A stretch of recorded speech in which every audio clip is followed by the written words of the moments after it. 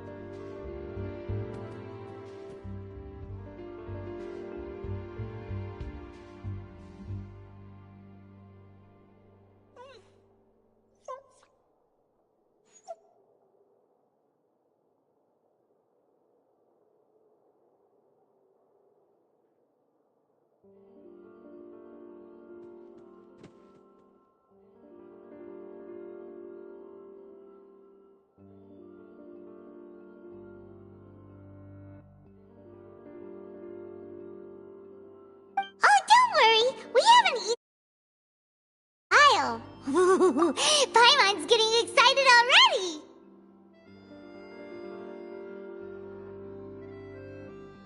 In that case, I'll go order for us first. Please wait here a moment.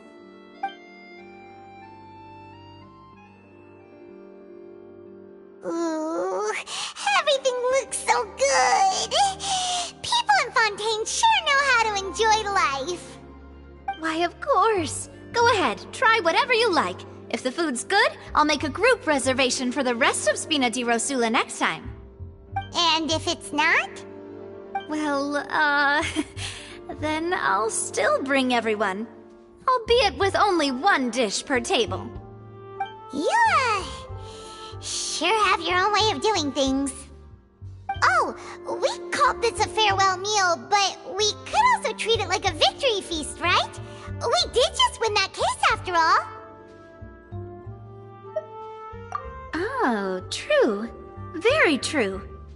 In that case, boss, we'll have another 2 dishes. Huh?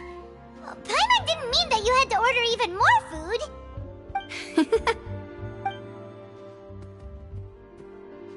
Speaking of cases, do you think that the mastermind behind the serial disappearances will get caught soon now that this has all happened? Well, we've certainly taken a big step forward, but I feel that's about it. We know that there's an organization that means to dissolve these young women, but we still don't know what they are really after. If it hadn't happened right in front of us, Paimon wouldn't have ever believed that a person could be dissolved like that. Right? Yet it was because this was such a preposterous notion that the investigation could never really move forward before. Ugh. If only that guy could have finished speaking! We were so close to hearing who was behind it. In such investigations, even the smallest step can seem like a yawning chasm if the trail of clues is cut off. To be honest, I don't have high hopes for any follow-up that the authorities might conduct. It's not that I don't have faith in their ability, it's just that a different perspective is required in some matters. It's easy to guard against and deceive a single narrow perspective. A shift in thinking is required at such times in order to produce a breakthrough. Which is exactly why the Spina di Rosula exist. Those highfalutin folk are not all-knowing. That's why we exist. To seep into the cracks where filth falls through, where their watch fails them. That's the kind of problems we solve. Seems Paimon thought things were simpler than they actually are. It's all right.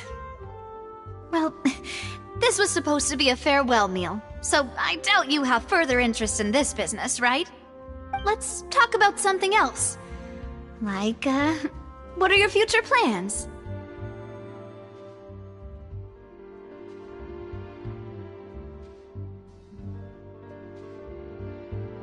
That's true. We didn't have a chance to speak to her after the trial ended. It didn't really seem like the right time or place to do it anyway. I see. So, your primary objective, which has been foiled so far, was to have a chat with the Hydro Archon. I've heard that there's a long line of people waiting to meet Lady Farina. I suspect you'll be waiting for quite a while, considering that you missed your chance today. Yeah, we've heard that she's super popular here in Fontaine, and that it'll be tough getting any of her time. Well, would you consider some more, unique? Perhaps even methods of, let's say, questionable legality? Guess that's Spina di Rosula's boss for you. Chock full of sketchy ideas. Well, what did you have in mind? Well, one way would be to infiltrate a performance troupe at the Opera House, only to abandon your act at the play's climax and ask to speak to her after the performance. I'm sure Lady Farina would be eager to see the ending, and would agree in order to finish watching the play, don't you think? Could you suggest something a little more practical? This plan seems pretty hard to pull off. We'd have to go learn how to act, and acting's really hard. All right, here's another. Find a way to conceal yourselves under her bed, then wake her up in the dead of night and demand answers. Don't let her go back to sleep until she answers all your questions. I can personally testify that this one works. When I'm sleepy, I'll do anything as long as I can finally get some sleep. That might work, but that's not really the problem. The problem is we don't want to get ourselves arrested. Valid point. I overlooked that part. I was just thinking about leveraging a person's desire for sleep.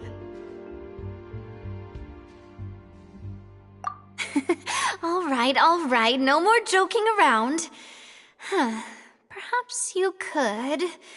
Oh, I don't know. Cut the line when she's on a break. You did defeat her in court, clearing citizens of hers from false accusations. False accusations she had nearly upheld personally. I imagine that she feels quite ashamed about the whole thing. You mean that if we catch her while she's on a break, she might be too embarrassed to refuse? Oh, that does make some sense.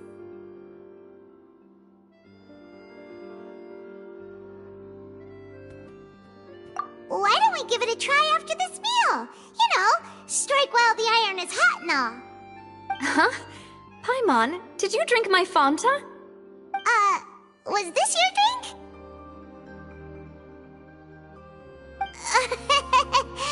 Sorry about that. Paimon wasn't really paying attention and the cup was right next to Paimon. Would you like to order another? No, it's fine. We're just about done here. Alright. Honestly, Paimon wouldn't recommend Fonta anyway. It tastes kinda salty and icky. Is that so? Huh. Well, in that case, we'll have to blacklist the Fonta here then. If we're all finished eating, then I'll go pay. Yeah, We're stuffed. Thanks for the treat, Navia.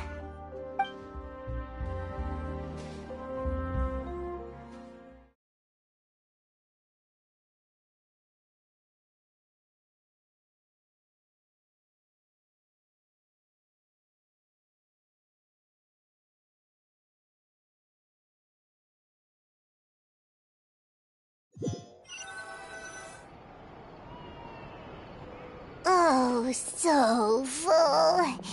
Paimon can barely float anymore.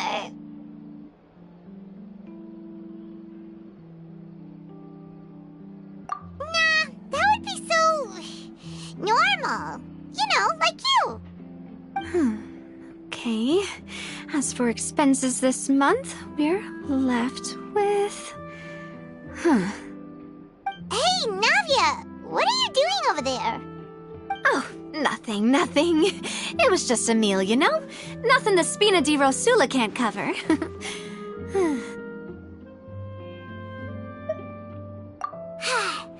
get ready to try to meet the Hydro Archon again. Bye, Navia! So this is goodbye, huh? Well, if you do encounter any other trouble in Fontain, you're always welcome to contact the Spina di Rosula. I'll give your requests the highest priority. In any case, I wish you smooth sailing. I'll see you again, partner. See ya!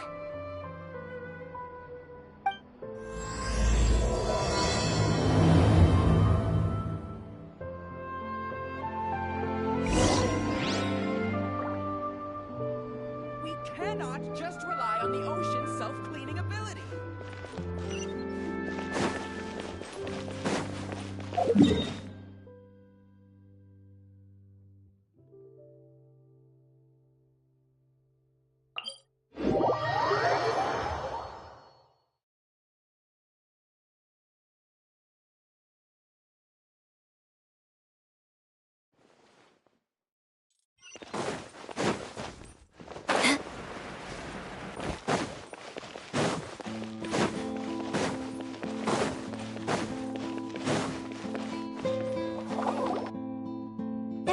People around anymore. Looks like that boat we took to Araneas might have been the last one. Vache. Looks like we're back here again. Huh? Traveler? Are you hearing voices again? Ugh. That's kinda spooky. Are you sure we don't want to come back in the morning? Vache? Vache! Hey, why are you still walking towards it? There might be something nasty in the water!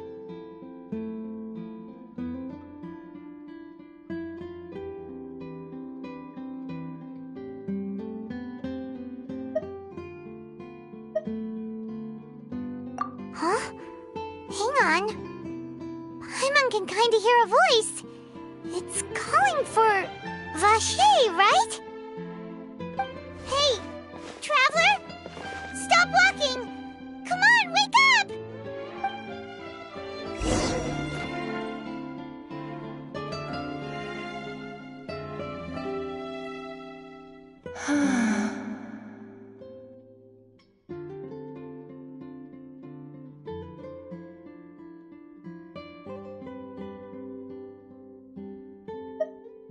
Vache! Are you... my dear Vache? No, wait. You seem to be someone else. Do you know Vache? Do you know where my love is?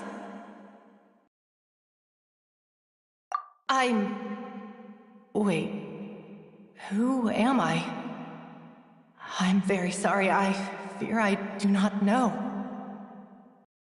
My memories feel like they have been washed away like a flood.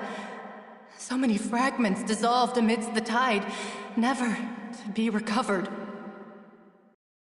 How much have I lost?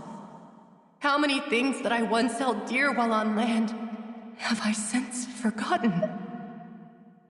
Yes, that is what I was once. But now, I am but the consciousness of one who is lost, therefore. I do not know how I came to be like this either. I only vaguely remember being covered in light blue water, and then all grew dim.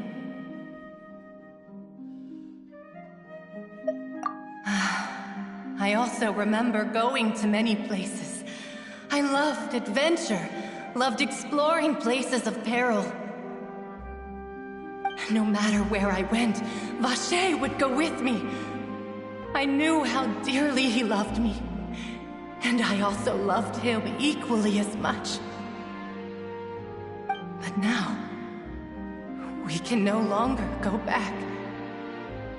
The pain of such parting, I never knew how heavy it could be.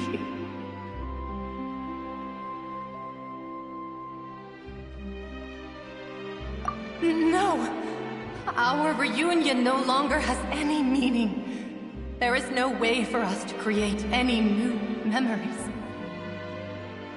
The thought of me gives him no succor, so let it lie forgotten beneath the waters. If you meet Vacher, tell him not to look for me. Tell him to move on. That is the only thing I still remember. Perhaps that is so. As I was submerged in the waters, losing consciousness, I saw Vacher above the surface.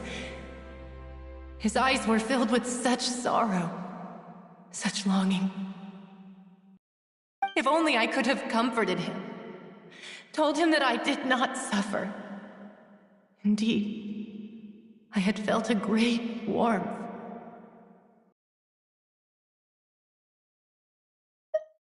Is that what you call it? Dissolving? If anything, I consider it a form of release. It was a state of neither fear nor frenzy, with only an endless peace, like the water's still surface. I could also liken it to being a thirsty person who drinks water for the first time, and only then sees how they have lived for so long in a world of endless want and anxiety. I think I hear your companion. It's time for you to go, I think.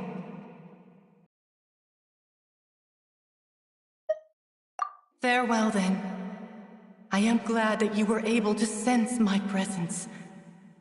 Remember, if you see Vacher, tell him not to seek me out any longer.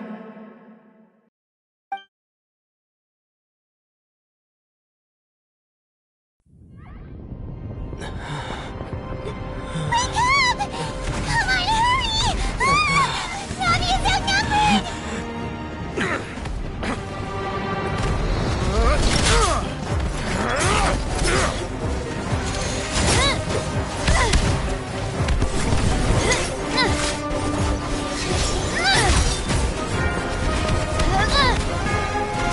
Demoiselle, look out!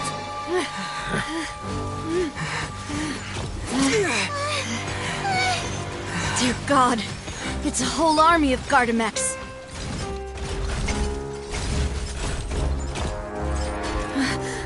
Chlorand?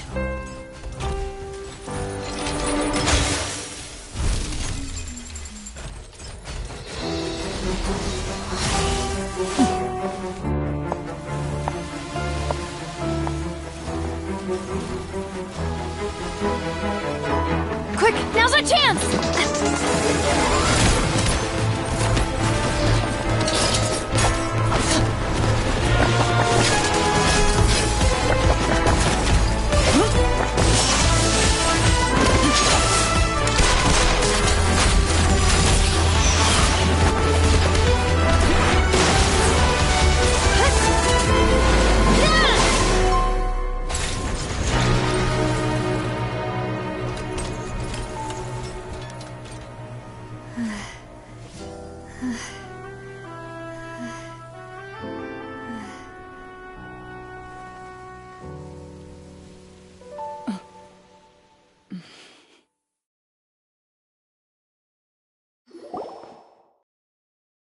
I should thank you for lending us your sword there, Clarand. But before I do so, could you explain how you managed to show up here? I followed you. It seemed to me that danger has followed you more closely as of late. I believe that following someone without their knowledge is actually called stalking, is it not? Mr. Callus's last wish was for me to ensure your safety, and I will not betray his trust. He would do the same, were he alive today. Do not speak of my father! Sorry, demoiselle. I was not strong enough.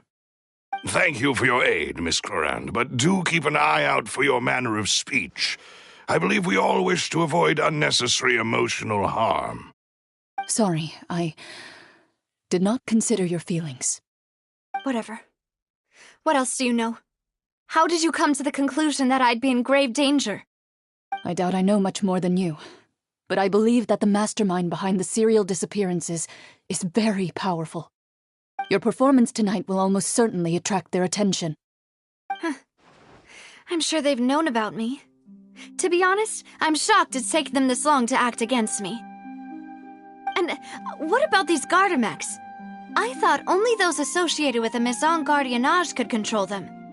None of these mecha have serial numbers. I was sure to check a moment ago. They are not the ones used by the authorities to enforce the law.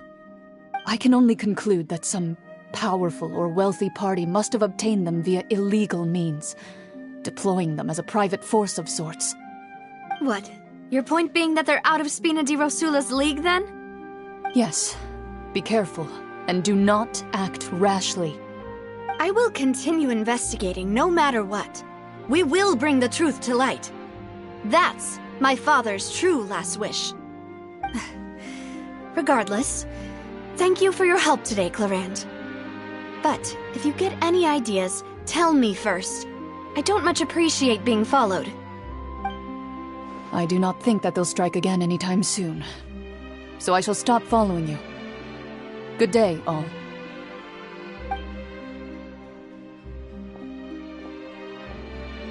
Right. I suppose that's the best news we've gotten today. Demoiselle, I believe that Miss Clarand was being sincere with you. If we tried, we could attempt to thaw relations a little. I know, she's...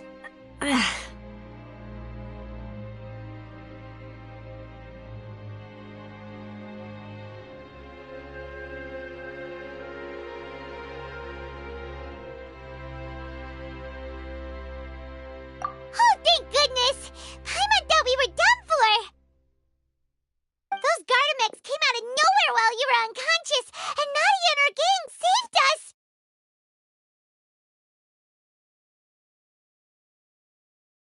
Oh, and there was that champion duelist named Clarand who came out to save us too!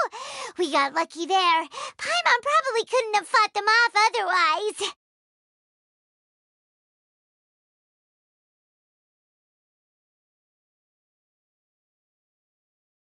Oh, come now. Forget all that polite talk. That wasn't really a farewell meal we had back there. Not for me, anyway. In truth, I hope that every meal we have together shall be a victory feast. As such, we're still partners. There's no need to thank me. It will take 50 years for me to match Demoiselle's magnanimity. If it were me, I would have joined the Spina di Rosula on account of her goodwill long ago. All right, you two. That's enough. Actually, Navia, how did you know that we were in danger? You sure did show up in the nick of time. Well, to be honest, you're the one who tipped us off, Paimon. Huh?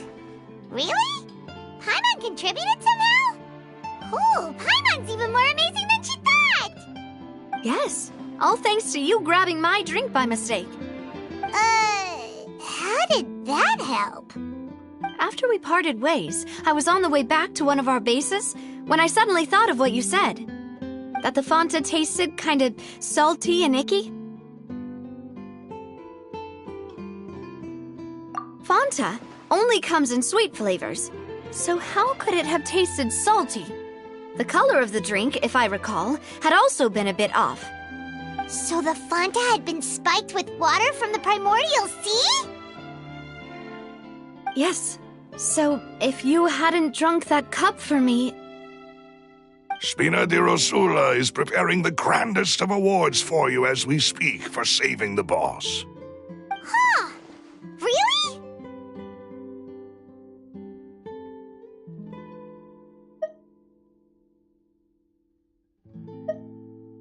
I sent people to Hotel de Boer to investigate, but whoever did this left no trace at all. That's when I figured out that you might be in danger, and hurried here as quickly as I could. But why would they go after us, too? All we did was defend Linny in court and help clear his name. Ugh, now we're caught up in this mess, too, aren't we? Well, you did foil a plan that they were probably pretty proud of, and almost got their name in the process. Speaking of which, did anything strange happen when you drank the primordial seawater? Well, it can't be a coincidence that the traveler fainted just now. He said that he heard that voice calling for Vache again. Oh, and this time Paimon heard it too, but it was real faint. Does this situation have to do with the primordial seawater then? Does that mean the primordial seawater raises someone's sensitivity to hydro when it's used on people who are not from Fontain? That doesn't sound like too much of a bad thing, to be honest. New intel? While you were out cold? Well, let's hear it, shall we?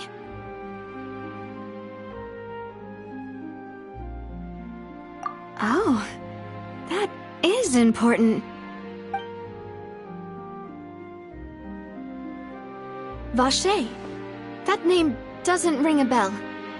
I suppose he hasn't stepped forward as a witness in court lately. Since he saw that young woman dissolve, he was at least at the crime scene. But he never gave testimony or any information regarding people dissolving in the primordial seawater. Could he have been threatened? Yes, thank you. This is very important information indeed. We will continue to investigate.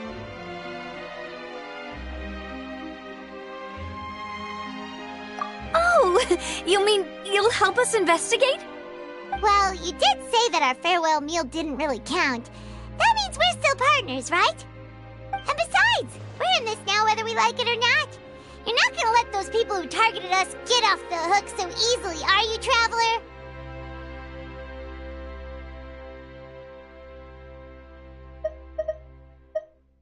Demoiselle, do try not to look quite so pleased. You are the face of Spina di Rosula, after all. You talk too much. Well, in that case, let's head back to one of our bases, shall we? I'll arrange accommodations for you. We also have some plans to go over, and hopefully we can deepen our bonds as partners. But we'll take that one step at a time, I guess. Don't worry, you two. With us around, our base is definitely secure.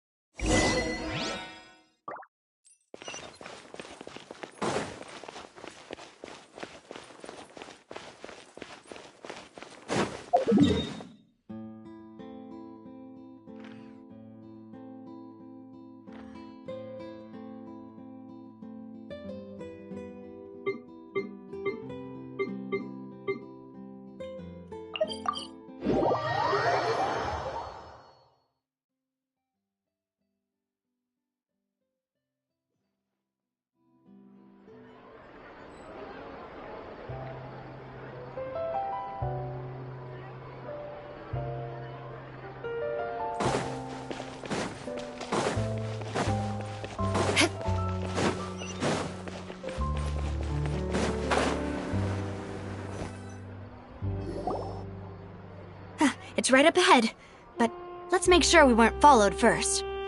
I've been keeping watch, Demoiselle. I haven't spotted anyone suspicious thus far. Very good. But let's not let our guard down for now. I shall find rooms for our respected guests. Thank you, Malus. Now, let's continue, Traveler.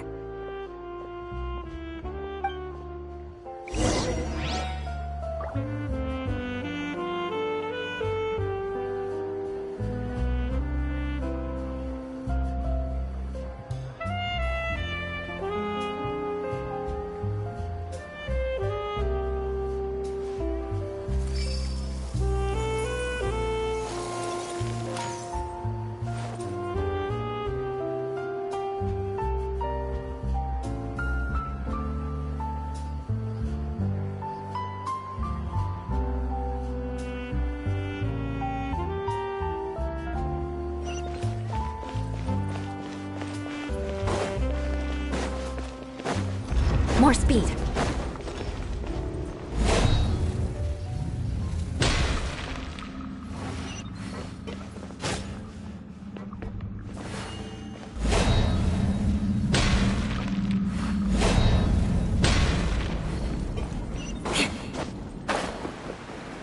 More speed.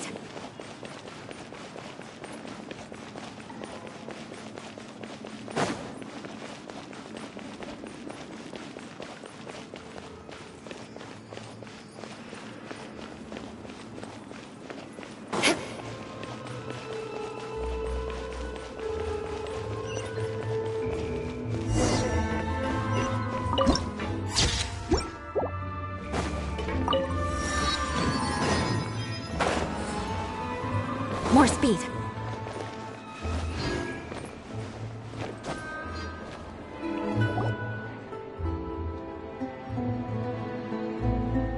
So, this is your base?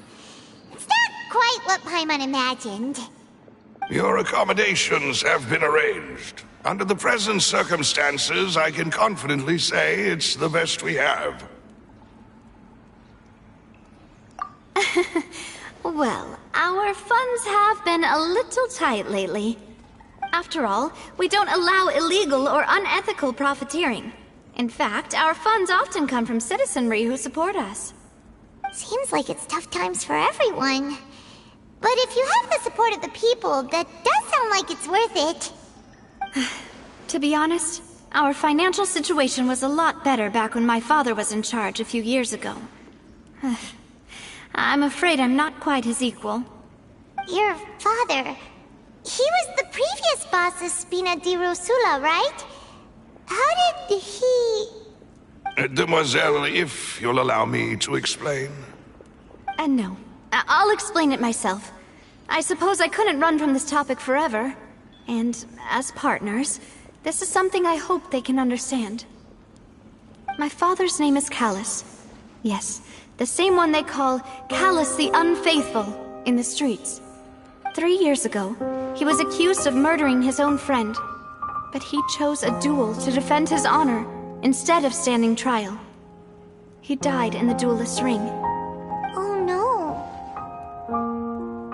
But I do not believe my father was a murderer. I'm sure he was set up. At the time, I believed that if he only stood trial and was duly investigated, something amiss would crop up and prove his innocence. But strangely, he not only requested the duel himself, but rumor has it that even after being seriously injured, to the point where he could be deemed as having lost the duel, he refused to surrender, determined to die in the arena. 3 years later, I still don't understand why he did that. How could he protect his honor if he's dead? If anything, he gave up his chance to defend himself.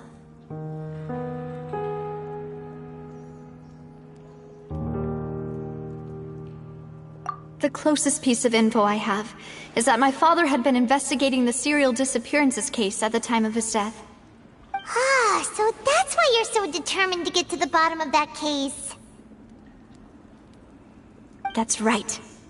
I've also tried to investigate the murder my father was implicated in, but I haven't found a single new clue in my countless reviews of the investigation records. However, I believe that if the murder case is related to those behind the disappearances, they must know something. I must know what really happened. Was my father coerced? Framed? Even if he really did kill his friend, I must get to the truth. If only he'd been more open with me when he was still alive. He even hid the fact that my mother died due to complications when giving birth to me. And now, here I am investigating his death. You really are a handful, aren't you, Papa?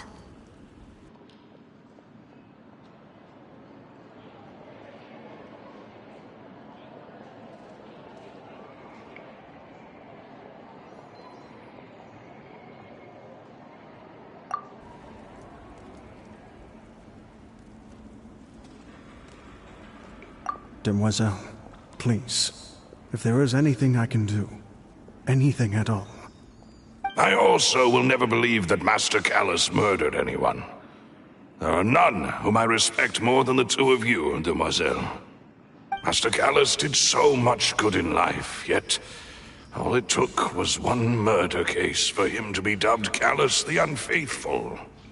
Even our supporters decreased greatly due to that incident, hence our strained finances at present. Wait, if Callus was such a good man, wouldn't people at least be a little suspicious when he was accused? No. Perhaps people just revel in that kind of drama. It's not something exclusive to people from Fontain, really. Everyone's like that. People love watching the evil turn over a new leaf, but they also enjoy watching good people fall into an abyss from one slip-up just as much. But how could... never mind. If Callus was really falsely accused, we have to find the truth. He didn't deserve to have that happen to him. There is one other thing. Master Callus's opponent in the duel was Ms. Clorand. Oh, her? Well, then, isn't that as good as saying that she was the one who killed him? Yeah, that's not the sort of thing that you can just let go and move on from. Ms. Clorand has always placed great emphasis on the honorable nature of the duel.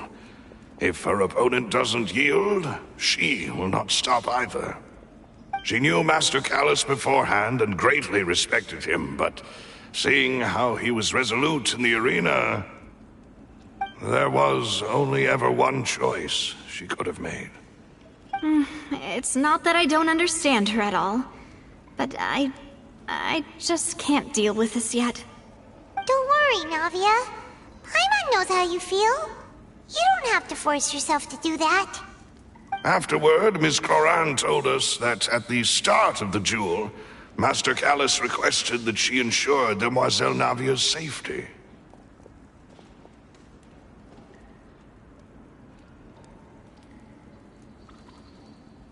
Yes, that is our understanding as well. Oh, Papa. What madness drove you to ask the person who killed you to take care of me? All right, anyway, that's the information I wanted to share with you. Even if it did sound like I was just complaining towards the end.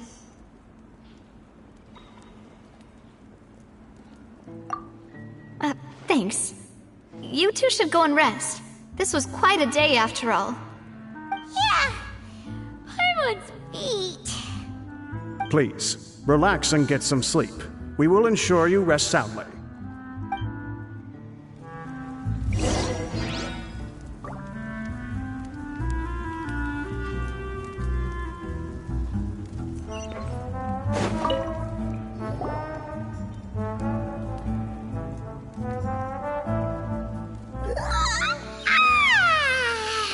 Paimon slept so well.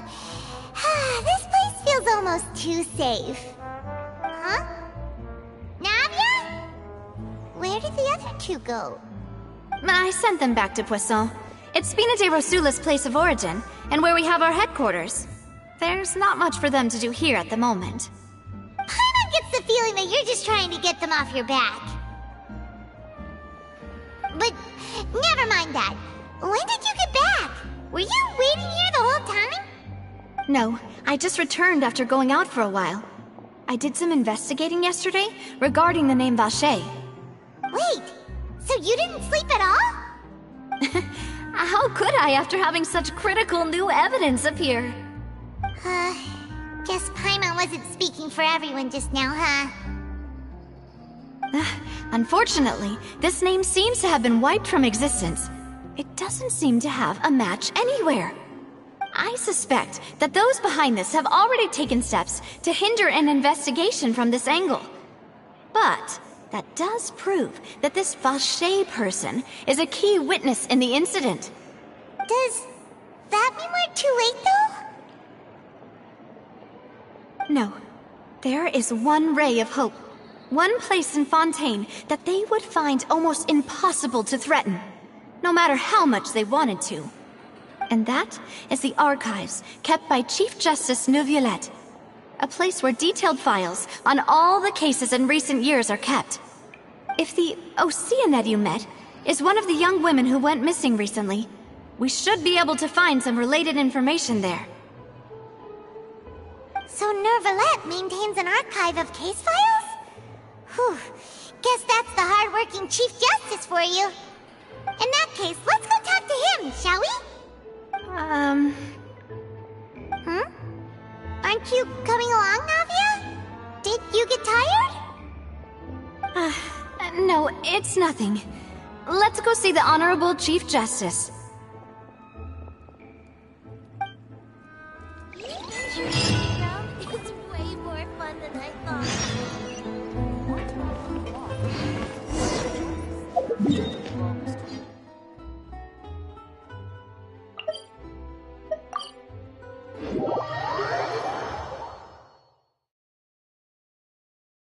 The Palais is right up ahead. Come on.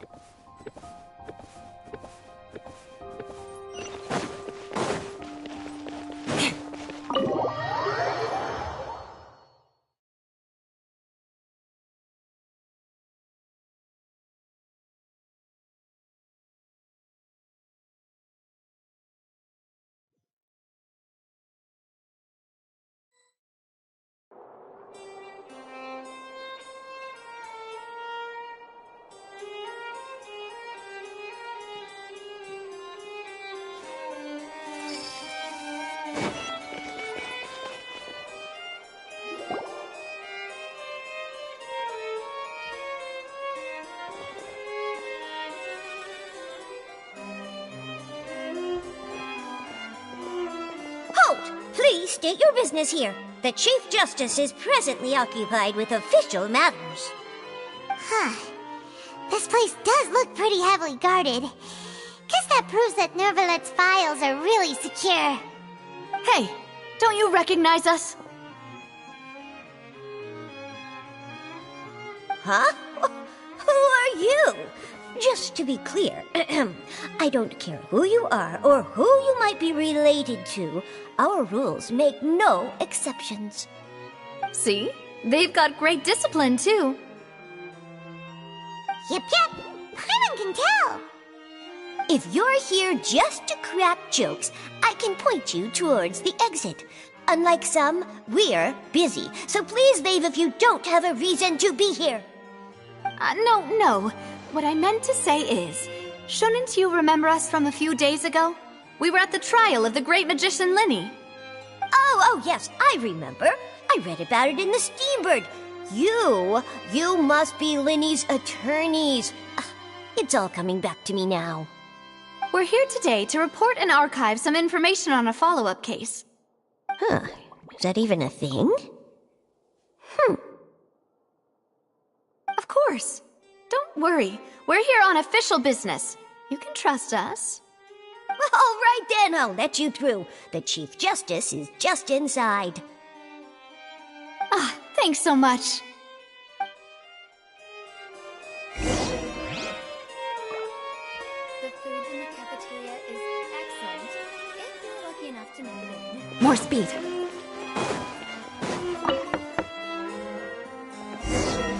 Please come in.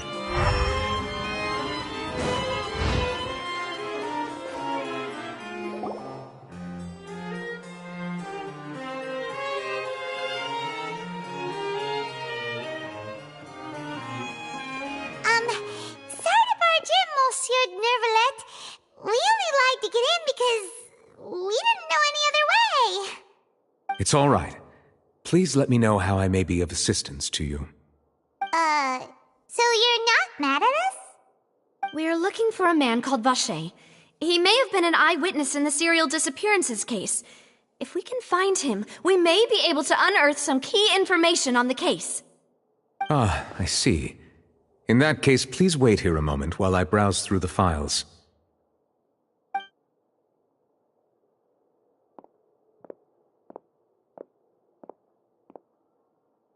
Who knew that Neuvillette would be so easy to talk to?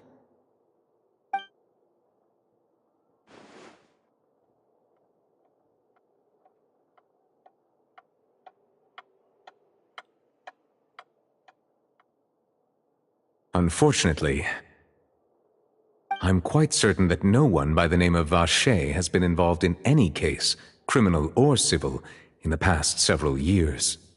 There are no records of him either in the files or in my memory.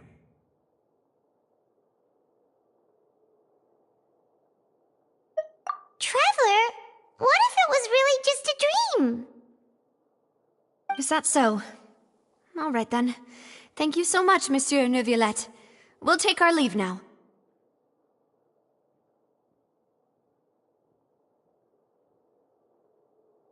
Ahem.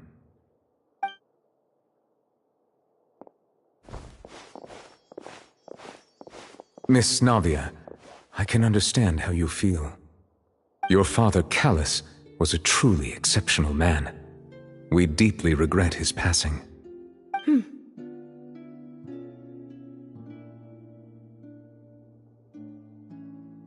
And what are you trying to say, Monsieur Neuvillette? Are you trying to console me? Extend your sympathy? Or just express some tendril of regret? No. You are not trying to do any of that. I can hear it in your voice. There's no emotion behind your words. You only said those things because you felt like you should.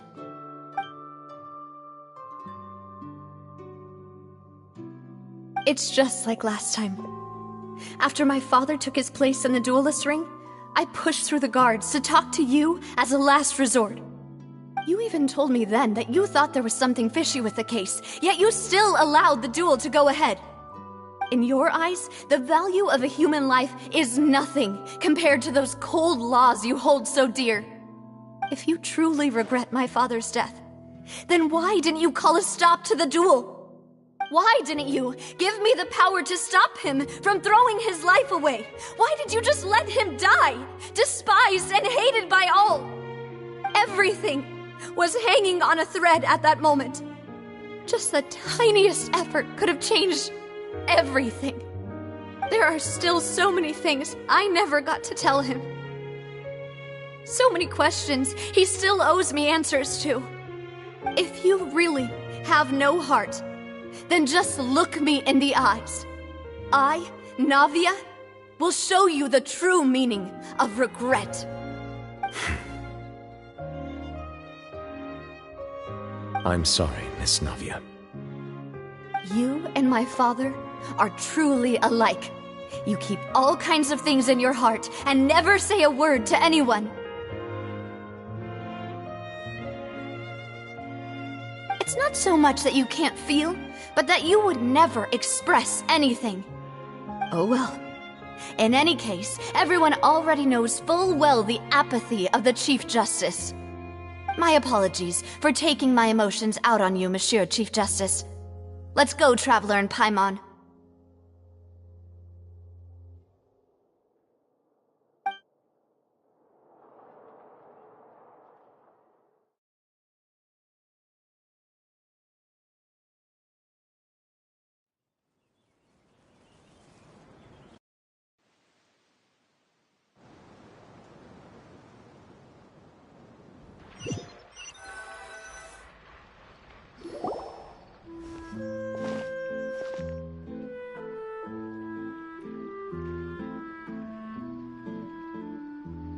Navia, are you okay? I'm fine. Rain. It's raining. You're right. Wasn't it still sunny when we went into the building? And there shouldn't be any active trials today. How strange. Now that I think of it, on the day my father was convicted of murder, it was also raining.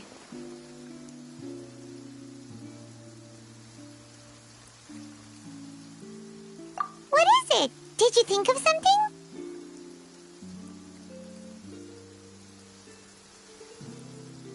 Yeah, he was outside. It was uncovered and the rain could fall there. Why? Do you think the rain could have affected the crime scene? That thought has occurred to us before. We've even expanded the search area to try to account for that, but didn't find anything of value.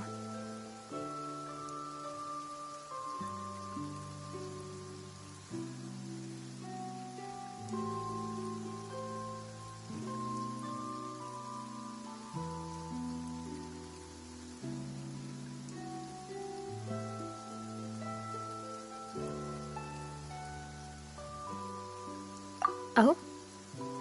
Wait. You don't mean...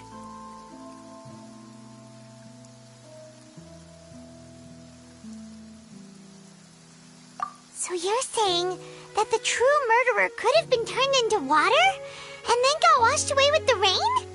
Yeah, and if that's what had happened, then no one would have believed your dad, even if he explained what he saw to the authorities. I really think I found a true genius for a partner. You're completely right. How did I not connect the dots earlier? All right, let's go to Poisson.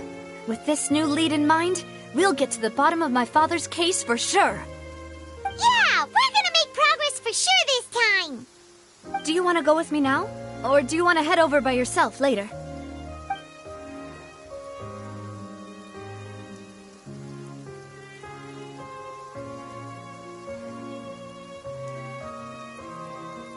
Great. Let's go then.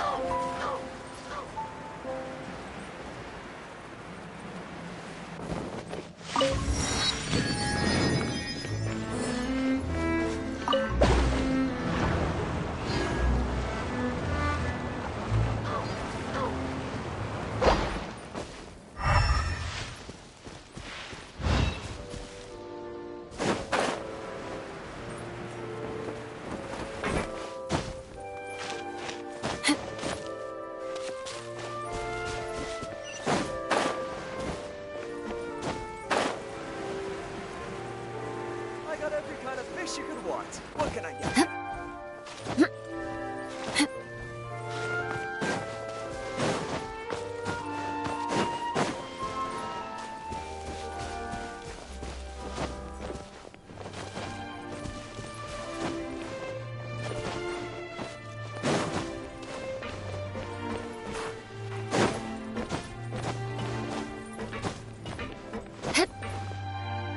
Time to scout.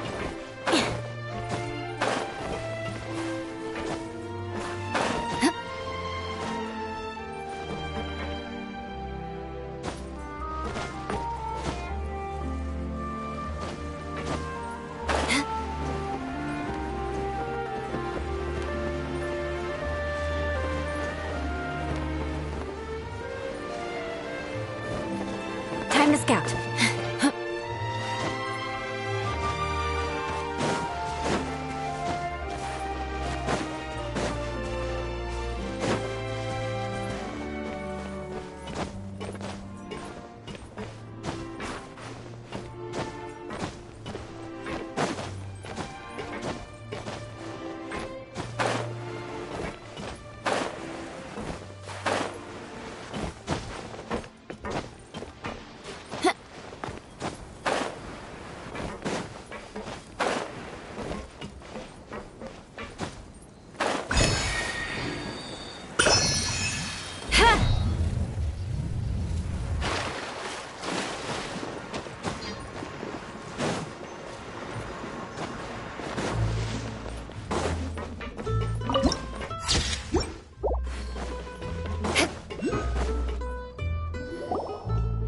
Whoa, what a huge ship! Why would a ship be anchored at a place like this?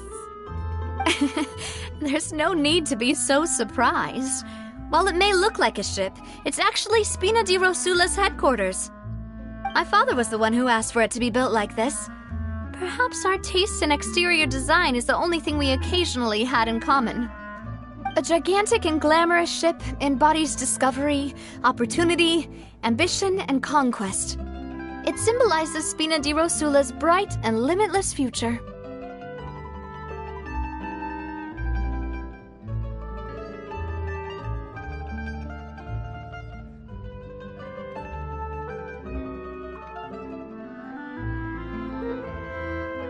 And Paimon thought you were bluffing when you said Spina di Rosula had a glorious past. Paimon was confused why a group with such a history would live in the sewers. But now that Paimon has seen this ship for herself, she's been convinced. Well, Poisson is where Spina di Rosula began, after all. It's our main base, our home.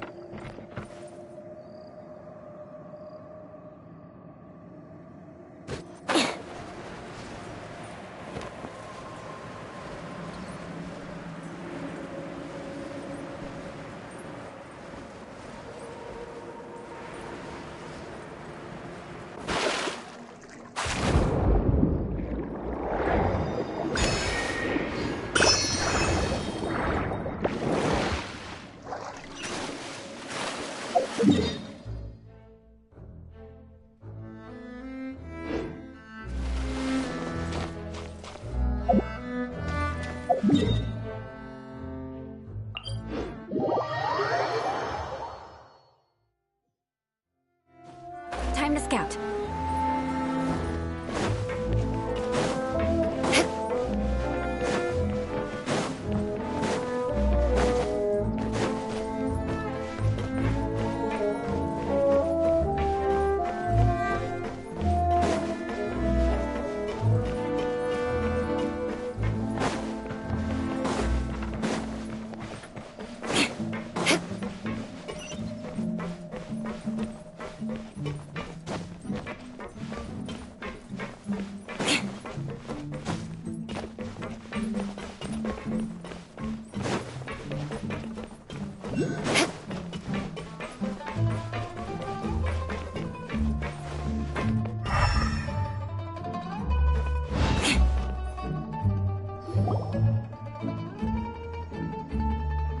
Maloose, we're back! Apologies for the wait, demoiselle, and our most important partners. You said before that you still had some business at the court. What brings you back to Poisson so quickly? About that. It's because my partner here reminded me of something really important. You see, what if my father's case had something to do with water from the primordial sea? You still remember, right, Maloose? On that night, it was raining? Yes, the case was quite similar to that of Mr. Linney's. Both were what you'd call impossible murders. Could you tell us a bit more about what happened before? Yeah, of course. Many years ago, something called synth began to gain popularity in Poisson. At a glance, it was a kind of drink that could excite your mood and produce many pleasant hallucinations. Wait! Didn't that guard guy who turned into water also mention that the primordial water could be used to produce some kind of potion? Yes, he did. Considering what we know now, it's almost certain that synth is created using water from the primordial sea.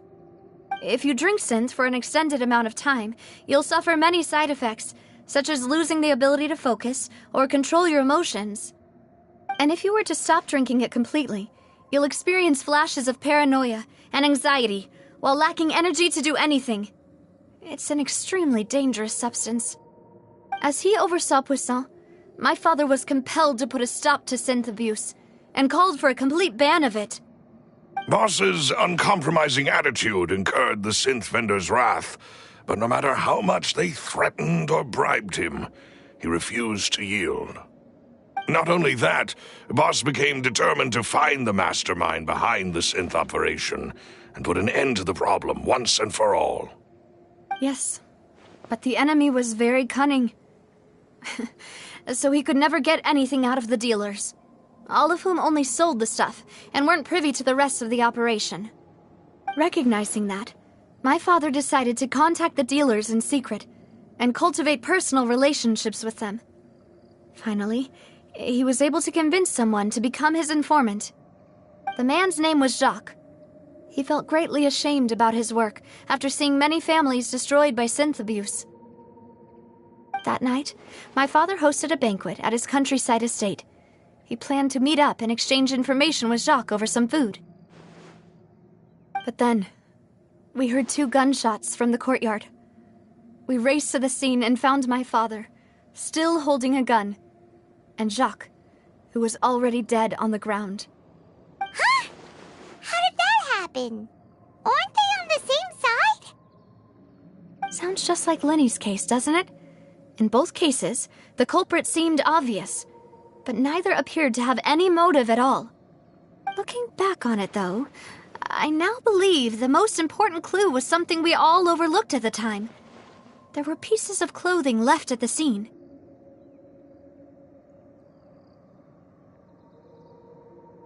Precisely. It's all thanks to you that I made the connection now. Back then, we all just thought they were some costumes that Jacques used to disguise himself at the banquet. But, considering it now, it's almost certain that they belong to a third person at the scene. With one extra person, we'll also need to reconsider why the 2 shots were fired. You're right. We still don't know what happened. But my intuition tells me that we're on the right track to figuring it all out. I'm finally headed towards the truth. Jacques was an empathetic man who was infinitely remorseful for his past actions. It's unlikely that he turned on Boss with 0 warning.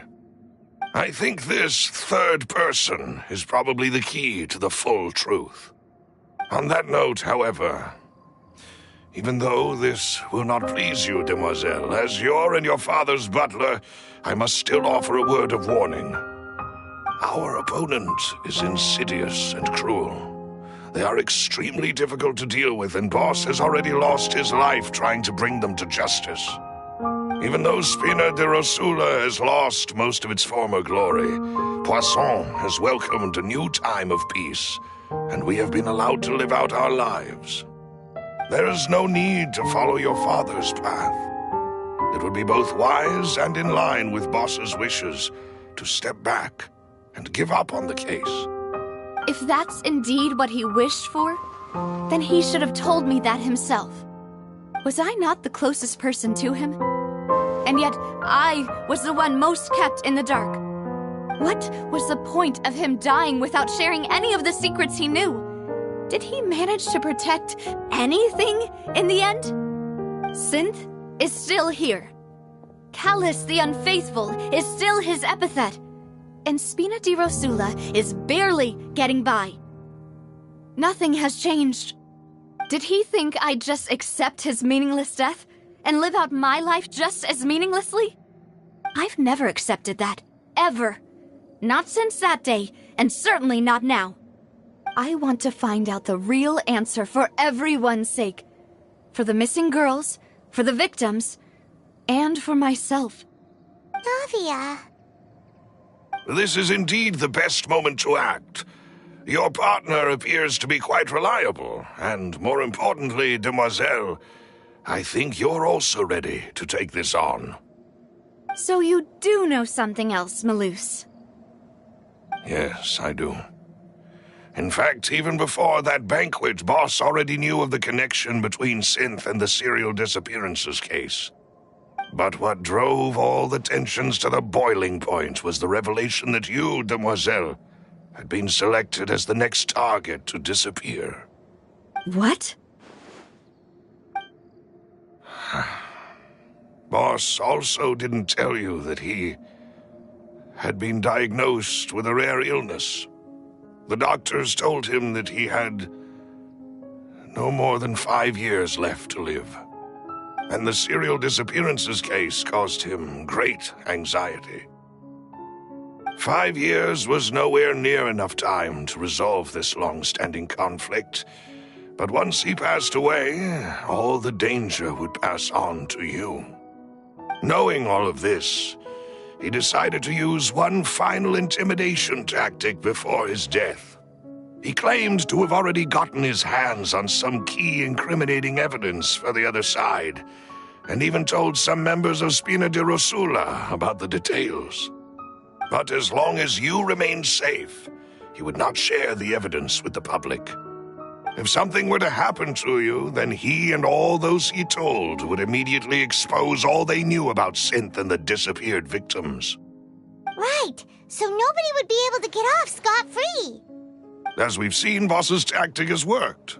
Even though Boss has been gone for a long time, the other side has not tried to take Demoiselle's life. No, I don't believe it. He never appeared to look sick to me. No father wants their daughter to see them weak and haggard, especially someone as proud as Boss. To him, dying in a duel and suffering lasting dishonor as the unfaithful was still far preferable than losing face in front of his daughter. So he chose to die in silence, so that he could protect me. I'm afraid you're not understanding this correctly, Demoiselle. What Boss wanted to hand to you was not a parasol, but a sword. If Boss's spirit could hear you telling me that you want to find the answer for the sake of everyone involved, I'm sure he'd be extremely proud. Fool. Couldn't he have just given it to me straight? No. He might have set up everything precisely because he never thought I'd be able to understand him. Is that the amount of confidence he had in me? And what if I was never able to make it to where I am now? Yeah. I suppose that's true. With the way he'd set things up, if I had wanted, I could have just lived out my life without a care in the world. But thankfully, he rarely talked to me about complex matters, and thus understood little of me as a person. In this case, he really didn't need to give me an easy way out. Malus, what was the key evidence that he shared with you? It's the location where Synth is produced. Essentially, it's the enemy's headquarters. When he was threatening the enemy, Boss didn't share the specifics of the incriminating evidence he found. But if you want to use it against the enemy, you'll still have to take several things into consideration. Why? If we know where the place is, can't we just go storming in? You mustn't forget that we're fighting against a mysterious and dangerous organization that's been in operation for decades. There's no telling what might be lying in wait at their headquarters. We also have no idea what kind of evidence we may be able to find inside, nor what people we may be able to capture. But a single visit to their headquarters would be tantamount to a formal declaration of war. The worst case would be that we leave empty-handed, but also open ourselves up to full retaliation. Then, in that case, why not work with the Fontain authorities? Well, you saw one of them dissolve during Mr. Linney's case. We have no idea just how thoroughly they may have been infiltrated. Huh. That's true. Seems my father really had no choice. But things are different now. It should be a lot easier to prove the other side's guilt, now that we've connected Synth with the disappearances case. You sound like you've put a lot of thought into this, Malus. I am the butler, after all. I live but to serve the boss and Demoiselle's will. I've always been willing to take on any kind of risk for your sake. But considering my relative lack of ability, I've spent my time keeping secrets, performing basic investigations, and waiting for the right time to come. Thank you for all of that, Malus. Have you discovered anything new in the past few years? Let me think. One conclusion I came to was that the enemy must be quite familiar with Spina di Rosula, or at least have an informant planted here. When I announced orders to the organization's members on Demoiselle's behalf, I used to deliberately keep a few people in the dark and observe the reactions of the synth vendors. If the vendors didn't change their plans, then the individuals informed of our orders must be innocent. If the vendors packed up and fled, however, then someone must have given them the news. After several rounds of testing and investigative tracing, I've narrowed the suspect list down to 3 people. The first is Florent, Spina di Rosula's senior advisor. Huh? Florent? Yes, surprising, isn't it? He was one of the people Boss trusted the most, which also means that he was someone who understood Boss really well. Thanks to his position within Boss's innermost circle, he always knew our upcoming plans and could thus avoid capture this whole time. There's someone else like him too. Marcel, the head of Confrérie of Cabrières. Uncle Marcel. It's a guild in Poisson. Boss helped it to grow to its current size and prominence. In the beginning, they were only reselling some daily goods, but now they're one of the richest guilds around, with a lot of business connections in the city. So, they're like a sister organization of Spina di Rosula? Yes, you can say that. When we were fighting against the synth dealers, they provided us with plenty of support. It's a bit difficult to imagine someone using their own money to hunt down themselves. The final suspect is Thierry, the man responsible for coordinating information between Spina di Rosula and the guards. Although the guards mostly leave us to our own devices, there are still many activities we have to report to the local authorities. Since Thierry is always in the know about our current activities, he could theoretically always plan one step ahead. I see. These are all people who I communicate with quite regularly. To think that the enemy we've been fighting against has been right next to me all along, among those I trust the most. It's almost too hard to believe. If you want to investigate them, please take every precaution to not alert the quarry. Judging from our experience, the enemy is extremely cautious. Of course. And thank you, Malus. You've provided us with a lot of great information. You're too kind, my lady. I'm just doing my duty. And before I forget, proving Boss's innocence would also mean clearing him of blame in Jacques' death. After that incident, Jacques' wife and daughter were taken into the Spina's care. They still live in Poisson today. If it might help, you could also pay them a visit. I can make the necessary arrangements. Aw, thank you so much, Malus. You really are the best. A new case awaits, my dear partner. I hope we can work together to uncover the truth and end this case once and for all.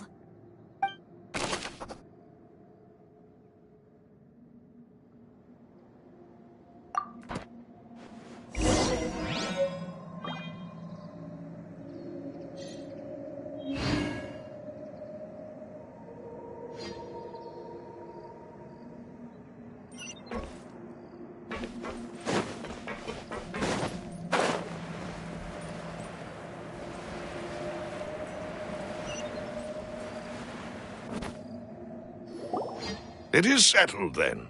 Please excuse me, and enjoy your conversation at your leisure. Thank you for arranging everything for us, Malus. Excuse me, miss. Do you need anything from us? Oh. Hey, Navia's all quiet. This isn't like her at all.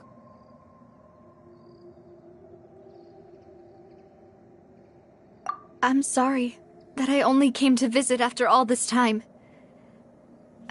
After what happened, I didn't know how I was supposed to face the two of you. Ah, if it's about that, there's no need to apologize. After my husband died, Spina di Rosula sent us a lot of mora and support.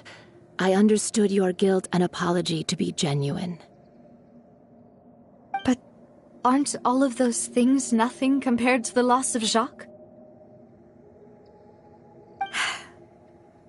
I can understand the kind of pain that comes with losing a father so needlessly. You don't understand at all. I didn't know how to face you, because I didn't know what I could possibly bring as a consolation gift. I know only the full truth could bring closure to you. And to all of us. I'm sorry. I appreciate the sentiment, but you don't have to carry all that guilt. On the matter regarding my husband, my daughter and I have more or less found our answer already.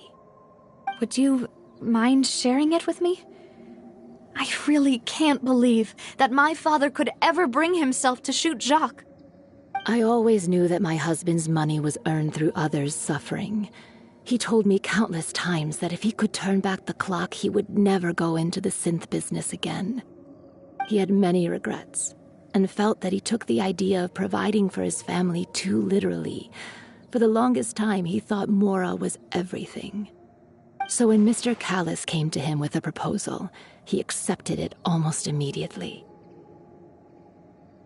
He tried to be as careful as he could, but even so, he was still found out by the higher-ups. They found out about his betrayal? Papa didn't say that exactly, but Papa did tell me that I should never be ungrateful. Before he left that day, he told me that he had no choice. It was only later that I realized it was his final farewell to the two of us.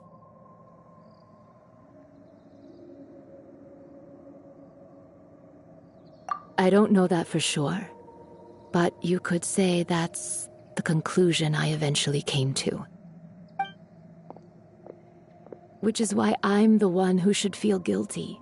Callis had always taken great care of us, both when he was still alive and after he passed away. Even if he fired the shot that killed my husband, it was likely in self-defense.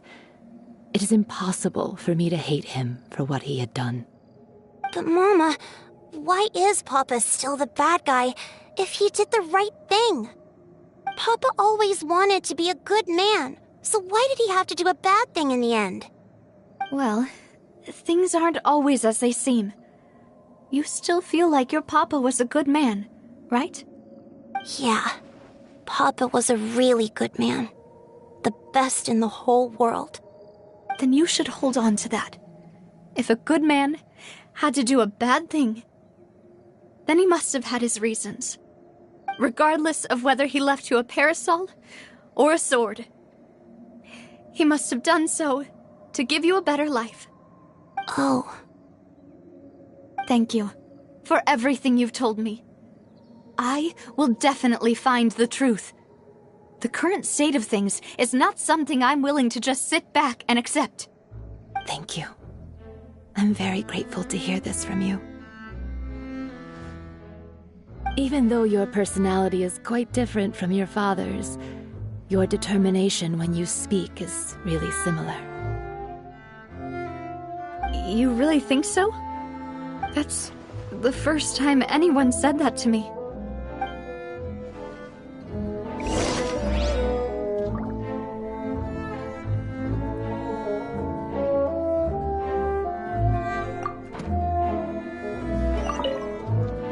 I'll leave my husband's case to you. Thank you, Miss Spina, and Miss Spina's friend.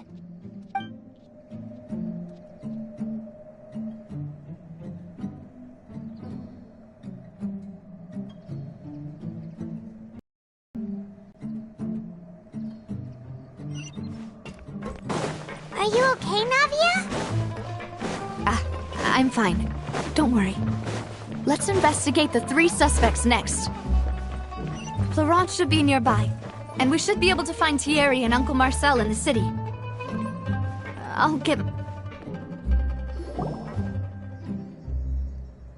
Greetings, boss. How may I be of assistance today? I'm sure you've heard about what happened at the Opera House? Someone got turned into water right in front of us. Yeah, I've heard. With something that dramatic, I'm sure journalists will milk it for all it's worth. And it'll be all the talk for the next several weeks. It also reminded me On the day that the incident happened with my father, it was raining outside, and we found some clothes left at the scene. After my partner here put the dots together for me, I feel like we should try to reopen his case. Can you do me a favor and try to recall what happened that night?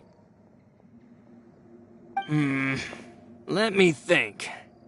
Mr. Callus was feeling pretty upbeat that day, so he was drinking and bantering away with us at the table. After that, he told us that he wanted to go get some fresh air, so we let him go without thinking much of it. Who knew that we would hear 2 gunshots ring out right after?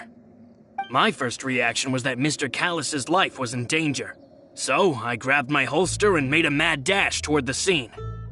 But when I got there, it was already too late. Mr. Callus was standing over a dead body with a gun in his hands. All we could do was look back and forth at each other, not knowing what to say. So you also remember 2 gunshots then? Indeed. The guard said that the first shot didn't hit anyone, while the second killed Jacques. But I've never really bought that explanation. Reason being, Mr. Callus had left his gun on the table. I even made sure to confirm that before running to the scene. But according to the guards, that doesn't mean he couldn't have had other guns on his person. About the clothes left at the scene that you mentioned, do you think there was a third person there who was turned into water?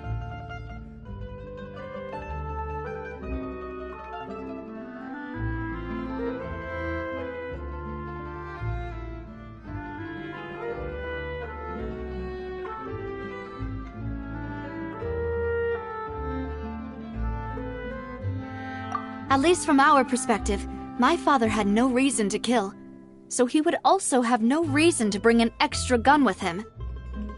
The gun he was holding probably belonged to Jacques, or a third person on the scene. Yeah, that makes a lot of sense. So you're saying Mr. Callus ended up with the gun because he seized it from one of the other guys? But hold on. If that's what had happened, then why didn't he share the truth with any of us? He didn't even want to face the Oratrice machine, and chose instead to prove his honor in a duel. Did he lose all faith in the courts after seeing someone dissolve right in front of his eyes?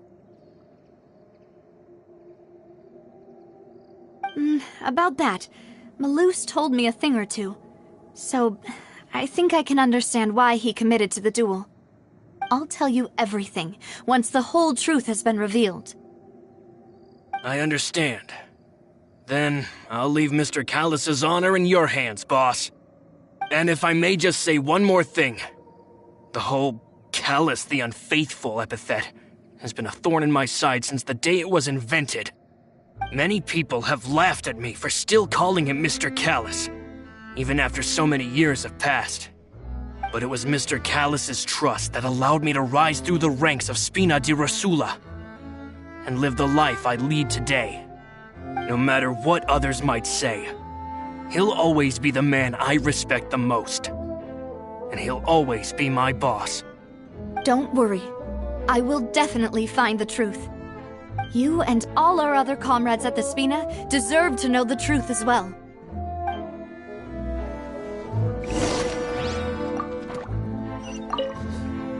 My apologies, boss, for that last sentimental bit.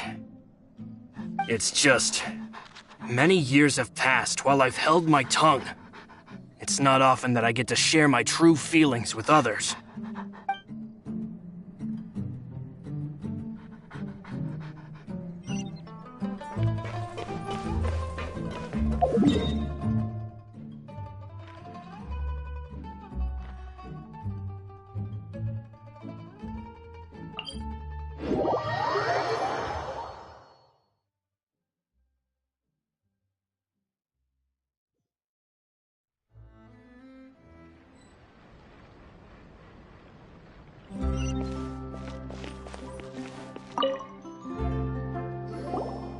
Hey, Thierry! It's me! Oh, now, what brings you here, Miss Navia? I've heard that you made quite the name for yourself at the Opera House. Oh, so you've caught news of that already. Oh, okay. Hey, I'm also a member of the guards, you know. The way you make it sound, people would think I was sent off to Poisson because I had done something wrong. Are you sure there isn't a little bit of truth in that? Under normal circumstances, shouldn't you have been called back to the city already? I mean, where I work is really up to me. Let's just say I enjoy the ambiance of Poisson. Callis did a fantastic job running the town, building Spina di Rosula from the ground up and clearing many obstructions in my way. It would be next to impossible for me to find a similarly easy but high-paying job in the city. Anyway, enough chit-chat. Are these two friends of yours? You, here for some formal business? Yes. These two are my partners. What happened at the Opera House made us realize that Linny's case and my father's may be related. We're trying to reinvestigate the details of my father's old case. Ah, I get it. You think there might be more to the case now that we know people can be dissolved into water, right? I was also flabbergasted when I first heard of it. If you want to go through the original files from your father's case, I can help you look for them. That'd be much appreciated. Thank you.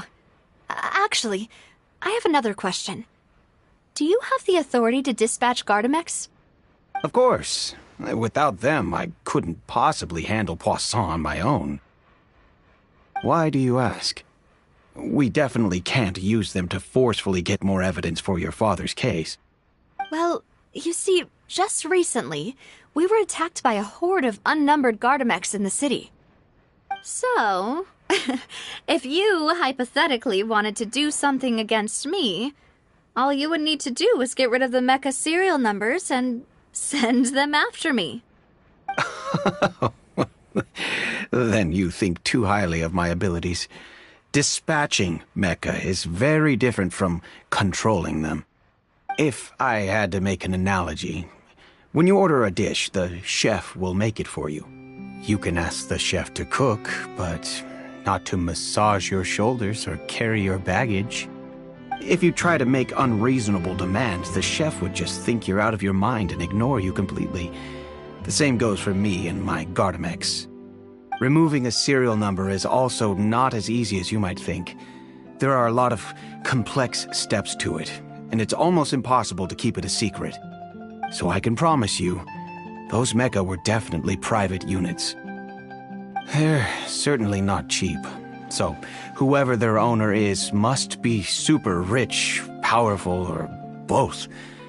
Now that you mention it, though, being in the synth business would definitely be profitable enough to afford this.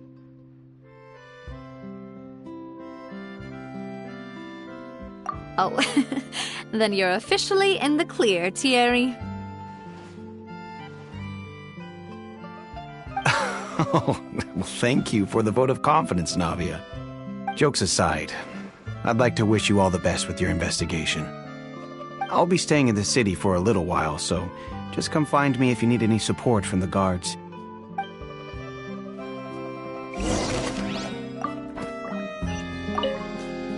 I'll see what I can do for you in Spina di Rosula when it comes to guard stuff, but don't go advertising it to everyone else.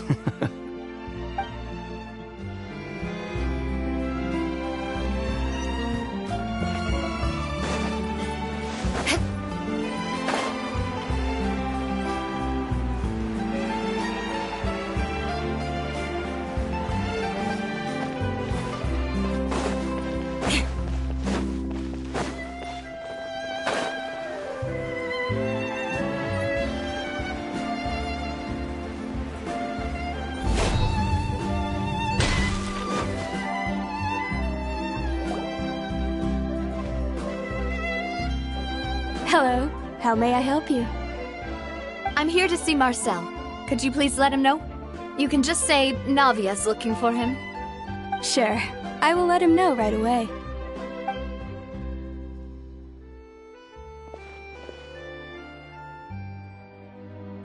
Navia, hello. Sorry to keep you waiting.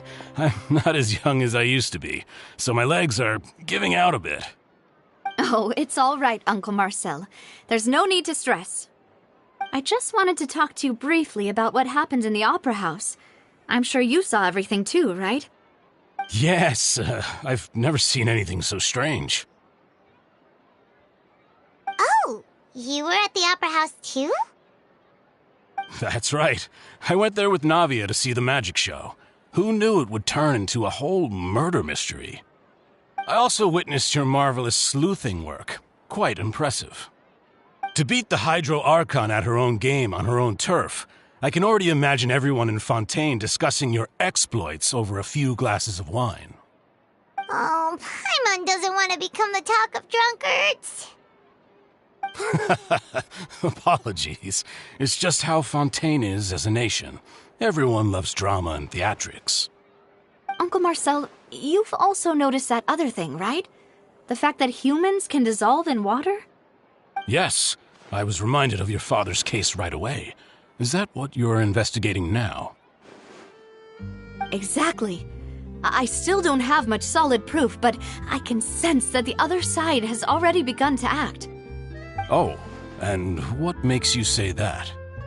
We were attacked on Araneus by some unnumbered Gardamex. And there was also an attempt to get me to drink water from the primordial sea. If not for the vigilance of my partner, I probably wouldn't even be here talking to you right now. Oh, you're giving us too much credit. Wasn't it you who protected us? Alas, it seems things are heating up again. The peace that Callus sought so dearly will soon become a thing of the past. But rest assured, Navia, Poisson will always remain a safe haven for you. If you're scared, you can always return there. If anyone dares to lay their hands on you there, the Confrérie of Cabrières will use its funds to the last Mora to bring them to justice. Thank you, Uncle Marcel. But I don't intend to go into hiding. I'm going to strike while the iron's hot. Do you have any new thoughts on my father's case? About that. Sorry, my age is catching up with me, so it'll take me a while to recall my memory.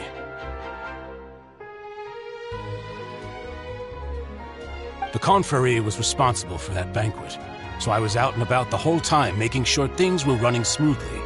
I didn't even have the time to drink with the guests. Then I heard the sound of a gunshot, and the rest was history. Oh, it's okay. No need to push yourself. We'll ask around some more, see if there are any valuable clues elsewhere. Sounds good. Just let me know if you ever need Mora. All my wealth comes from Callus's patronage and support. I'll spend however much it takes to clear his name.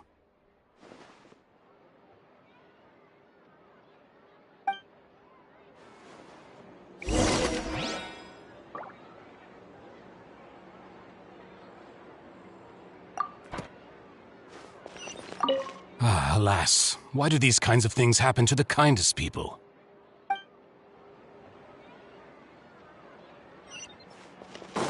This can work. I'll just treat them as new samples.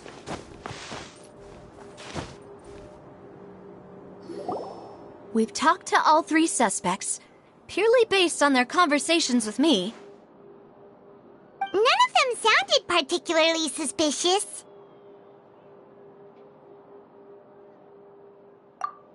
I suppose that's to be expected, though. If a single conversation's all that's needed to find them out, then my father wouldn't have needed to investigate the case for so many years. Anyway, even though we didn't make a breakthrough, let's still compile what we were able to find. But where should we start?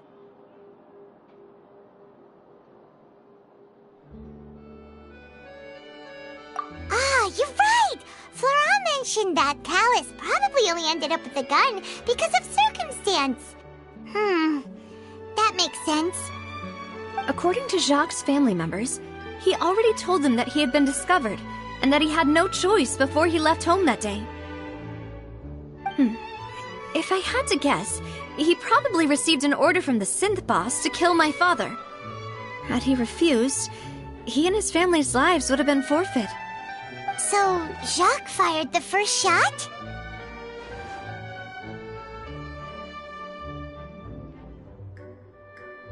Oh? And why is that?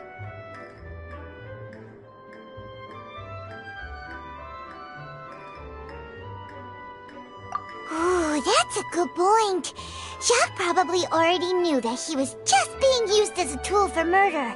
And once he had completed his mission, he'd be of no more use to his boss. Huh. So, what would make more sense from his perspective would be to turn his back on the Order and seek protection from my father.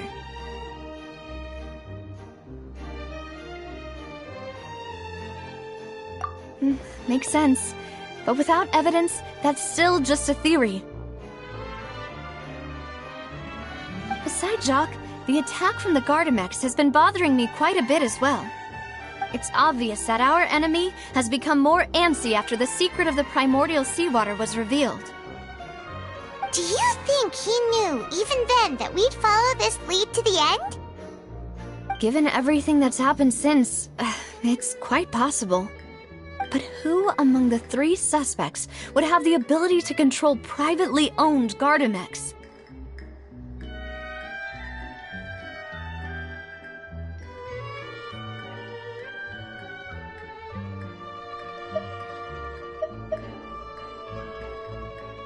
Thierry, you say? Huh. It is possible that he's figured out a way to convert the Gardamex for personal use. But I didn't feel like he was lying when he was talking to us about the mecha. I also don't think he'd be able to keep that kind of tampering under wraps. Yeah. Had he actually tampered with the mecha, we'd be able to prove it with a simple check of the guard's inventory. If the mecha were taken from the guards, it should be pretty easy to find out when and how that happened.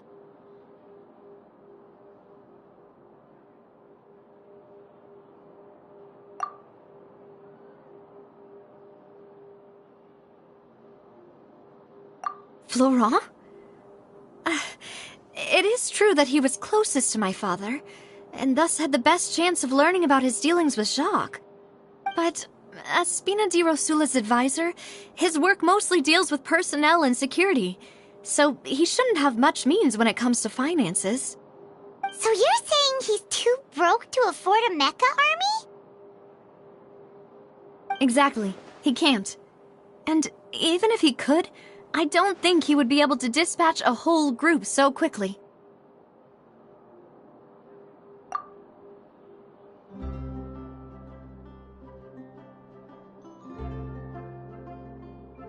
Uncle Marcel? My father did really trust him. And they worked together on a large number of projects. Maybe that's how he got to know Jacques. And with funds from the Confrérie, he could also afford a large number of Gardamex. It's still really hard for me to imagine, though. After all, Uncle Marcel has been around since I was just a child. Also, wouldn't this mean he has been spending a whole lot of mora and energy to fight his own synth business? Who could it be?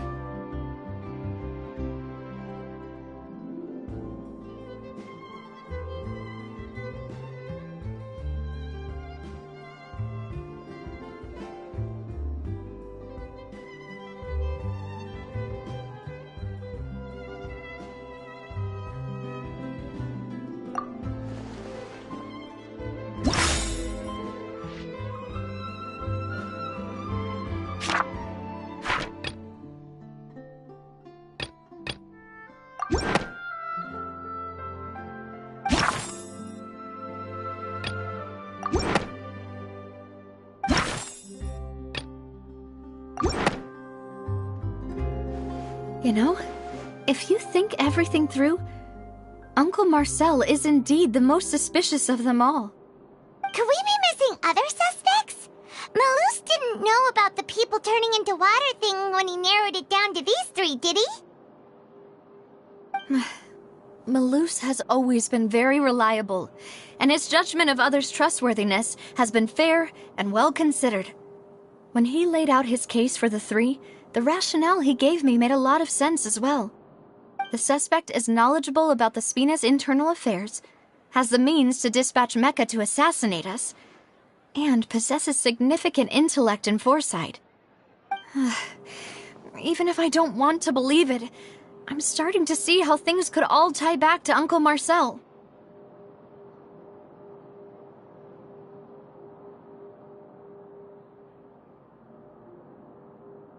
Well, we still have another trump card on top of all the theorizing and speculating.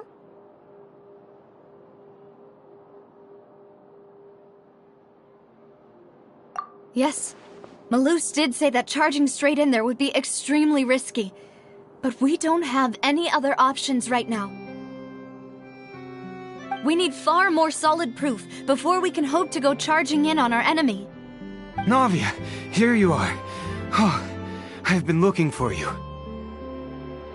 Huh? Aren't you the guy from the guards? Did something happen? Yeah. News came from Arrhenius just after you left. We've got another trial on our hands. Wasn't that place built specifically for holding trials? What's so newsworthy about this one? I know. But they said the person they're putting on trial is a Fatui harbinger called Tartaglia. What? Is that someone you know? Yeah, we know him. Maybe even a little too well. Well, he's been accused of being the true culprit behind the serial disappearances case. It's absurd, don't you think? Wait, how? None of our investigations have had anything to do with him. That's what I thought was strange about it, so I came to tell you the news right away. If the charge against him stands, then it'll be next to impossible to get the guards to support any of our planned investigations. Right, because they'll think they've already found the culprit. Yeah, and it'll be a lot harder then to clear Mr. Callus's name.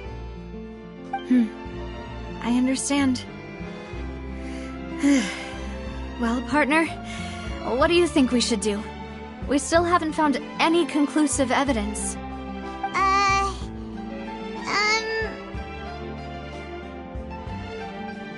Huh? Split up? What do you mean?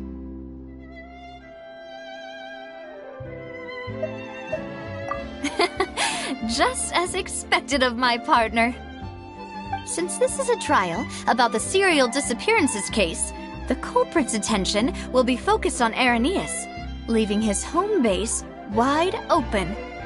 You're right. This is our best opportunity. All right then, let's do this. I'll stall them at the Opera House and charge Marcel as the true culprit. I won't have any chance of making that charge stick, though, unless we find more evidence. It'll be up to you to make it back in time and hand the decisive evidence to me. We'll help you, just like you helped us in Linny's trial. Demoiselle, please allow us to accompany you. I'm ready.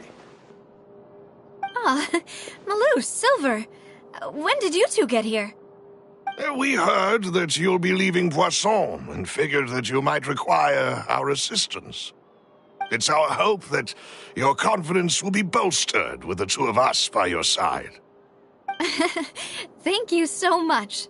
Then, let's make haste for Arrhenius. Paimon, Traveler, I'll see you at the Opera House. See you then!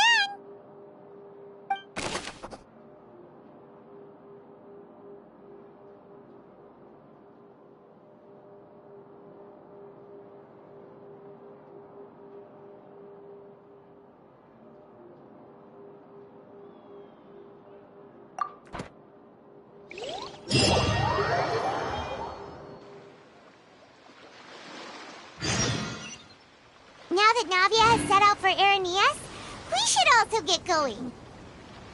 The location has already been marked on the map, so let's head over.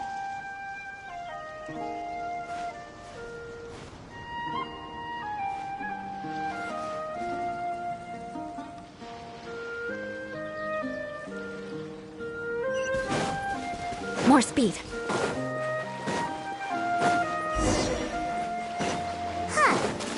According to Malus's info, the synth production base is underwater. Let's go and try to find the entrance.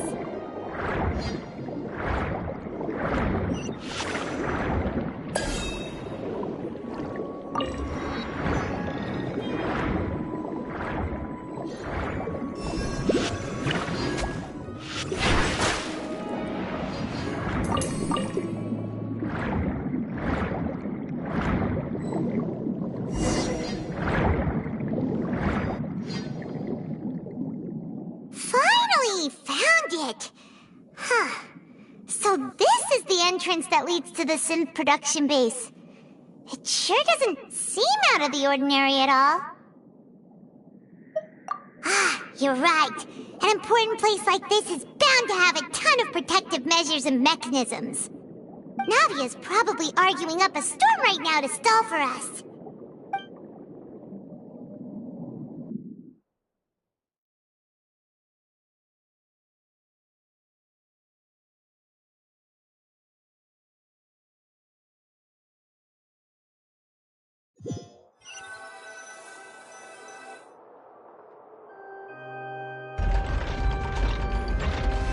It would appear that I must repeat my question again, Mr. Tartaglia.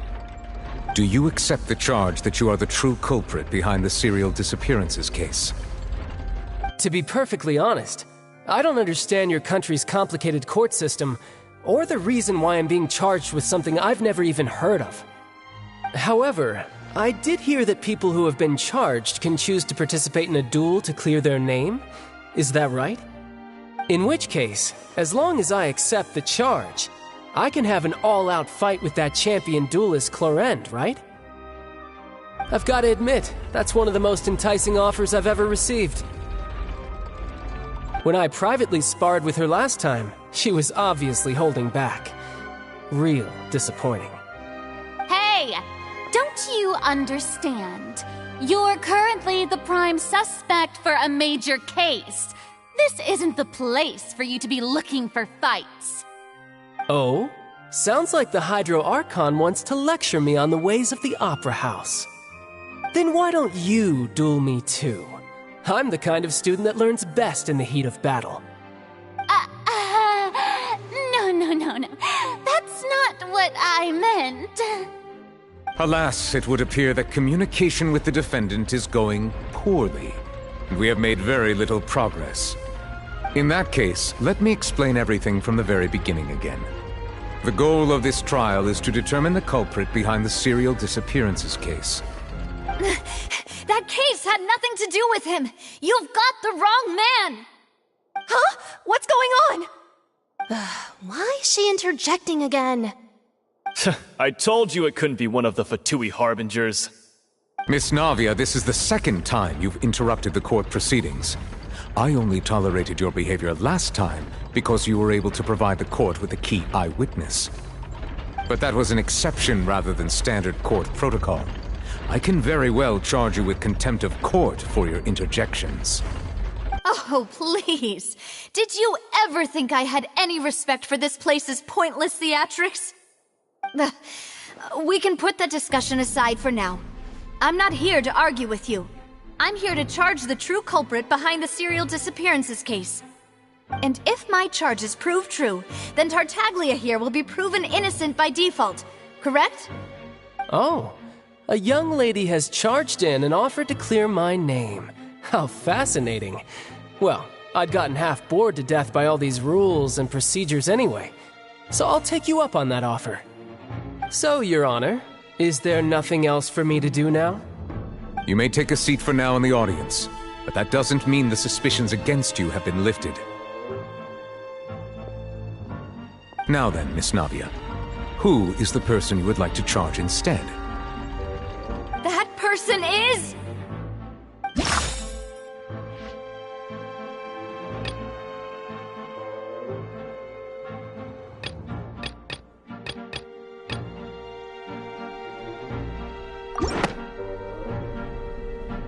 Marcel, the head of Confrérie of Cabrières! Huh? What confrérie? Never heard of them in my life. I've heard of them, but weren't they Spina di Rosula's sister organization? Oh, is this going to be a friends to enemies type situation? Please let me remind you, Miss Navia, that charging someone is an incredibly serious matter. Committing to the charge also means taking on the legal responsibilities associated with it. And if the charge fails, depending on the circumstances, you may also be charged with the crime of making a false accusation. Knowing this, do you still wish to charge this man? Yes, I do. In that case, I declare the charge to be valid. Miss Navia and attorneys, please take your places on the court. Members of the guards, please contact Mr. Marcel right away so that he may stand trial.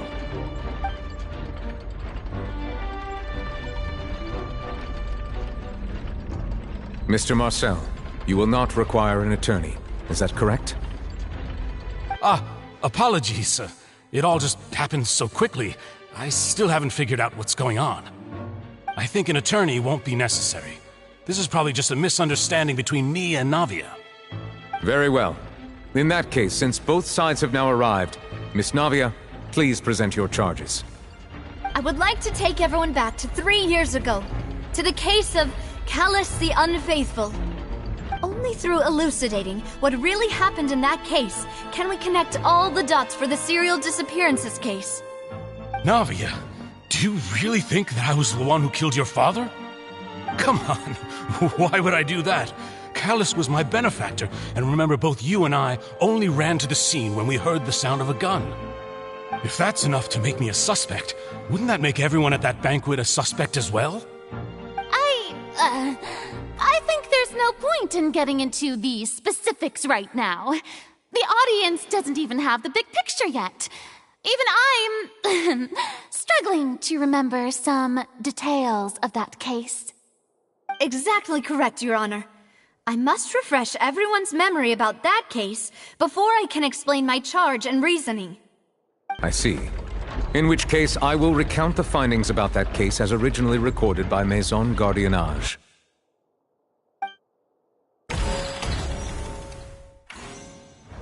On the day of the murder, Spina di Rosula hosted a large banquet in a countryside estate owned by the Confrérie of Cabrières.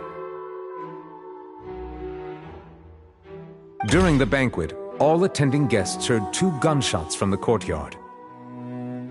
When the guests arrived at the scene, they found the primary suspect, Callus, holding a gun, while his acquaintance, Jacques, lay dead from a gunshot wound. The guards' investigation did not recover any other firearms from the scene. As a result, they concluded that the suspect's first shot must have missed, while the second must have taken Jacques' life. The suspect did not dispute this conclusion, and also declined to defend himself in court. Instead, he chose to prove his innocence through a duel. Callus was defeated by champion duelist Clarand in the ensuing duel, and soon succumbed to the injuries.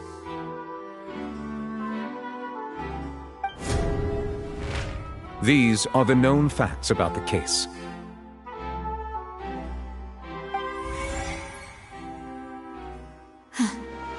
The one with the motive to kill was Jacques, not my father.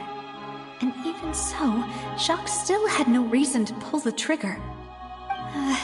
In truth, the third person shot Jacques first, and was shot in turn by my father when my father seized the gun from him. After that, the true culprit turned the third person into water, erasing all traces of him from the scene. Thank you for the summary, Your Honor. Of course, the guard's conclusion appeared quite sensible to us at the time. However, we should revisit the case now that we've gained new information about the abilities of water from the primordial sea.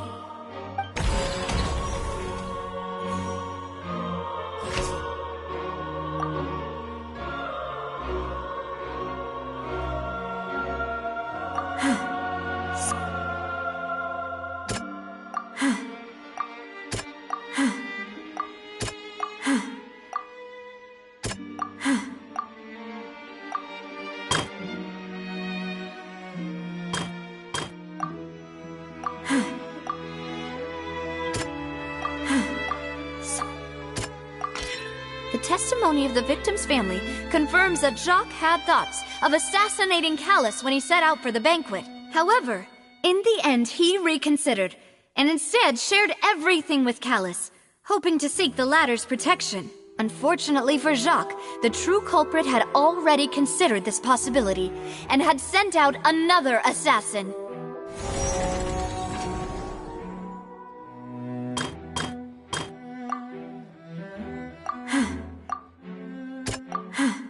Something's not... This assassin first shot Jacques, then turned to shoot Callus, only for Callus to wrestle the gun from him and kill him instead.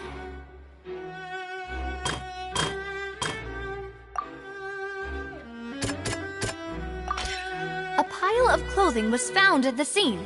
The guards once believed they were used by Jacques as a costume to disguise himself. But now, it is clear that the clothes were proof that there was a third person at the scene, and that they were turned into water after committing the murder. Since it was raining that day, the culprit was confident that they could use the rain to wash away all traces of their dissolved accomplice. Realizing this, the true culprit caused the hired assassin to dissolve into water, leading everyone to believe Callus was responsible for Jacques' murder. This is the true version of events.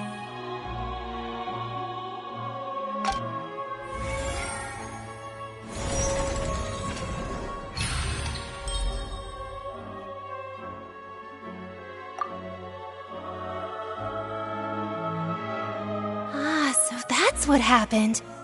Wait, you're telling me something as dangerous as water from the primordial sea has been used for all these years? What a great theory. It also explains Callus's and Jacques' respective motives. I guess they didn't shoot each other after all. Mr. Marcel, you are the one being charged with the crime. You should provide a rebuttal if you wish to prove your innocence. But I think I agree with everything Navia just said. In fact, there was nothing in her speech that directly implicated me. Then, may I ask some questions? In my opinion, we primarily need to determine two things. One, do you have the evidence to back up your claims? I'm afraid not. At least not at this very moment. Boo! If you don't have any evidence, you should just go home! I may not have the evidence with me, but I know where I could go to collect it. If we look up the deserted clothes against a record of people who went missing around the same time, we should be able to find a match. Considering the serial disappearances case, the guards probably kept careful records of all missing persons from around that time, regardless of age or gender. That makes sense to me. Monsieur Neuvillette, I would consider this to be a reasonable investigative direction. Why do I feel like Farina's acting a little differently today? Maybe she's scared of embarrassing herself again? Alternatively, she's become more diligent after charging an innocent citizen in the last trial. My second question has to do with the ensuing duel. If the truth is indeed as you described, then why didn't Mr. Callus explain himself in court? If he had testified that a person had been dissolved, he could have at least mounted a defense. I've thought about this too, and the answer is actually pretty simple. He felt there were things that were more important to him. The dissolving power of water from the primordial sea is an important secret for the true culprit of the serial disappearances case. My father could have exposed it for all to see, but he chose to take it to the grave. At that time, Spina di Rosula was in dire straits, and his reputation had already been shattered. He had no guarantee that going forward with the truth would allow the culprit to be brought to justice. What was certain, however, was that it would paint a gigantic target on my back. Boss once told me that Demoiselle had already been selected as the next target of the serial disappearances case. What? If the secret had gotten out, the culprit would have fought an all-out war with Espina right there and then. I wouldn't have been the only one in danger. All of us would have stood to lose our lives. Of course, the guards might eventually figure out the truth of the matter and determine that we were in the right. But what good would that do? How can a hollow verdict protect anyone? Had this opera house ever given my father any kind of confidence in its brand of justice, Spina di Rosula would have had no reason to exist. But by staying silent, we retained the ability to deter our opponents and continue the stalemate. I was able to become Spina di Rosula's president, which made me harder to target, as well as giving me more time to grow and learn.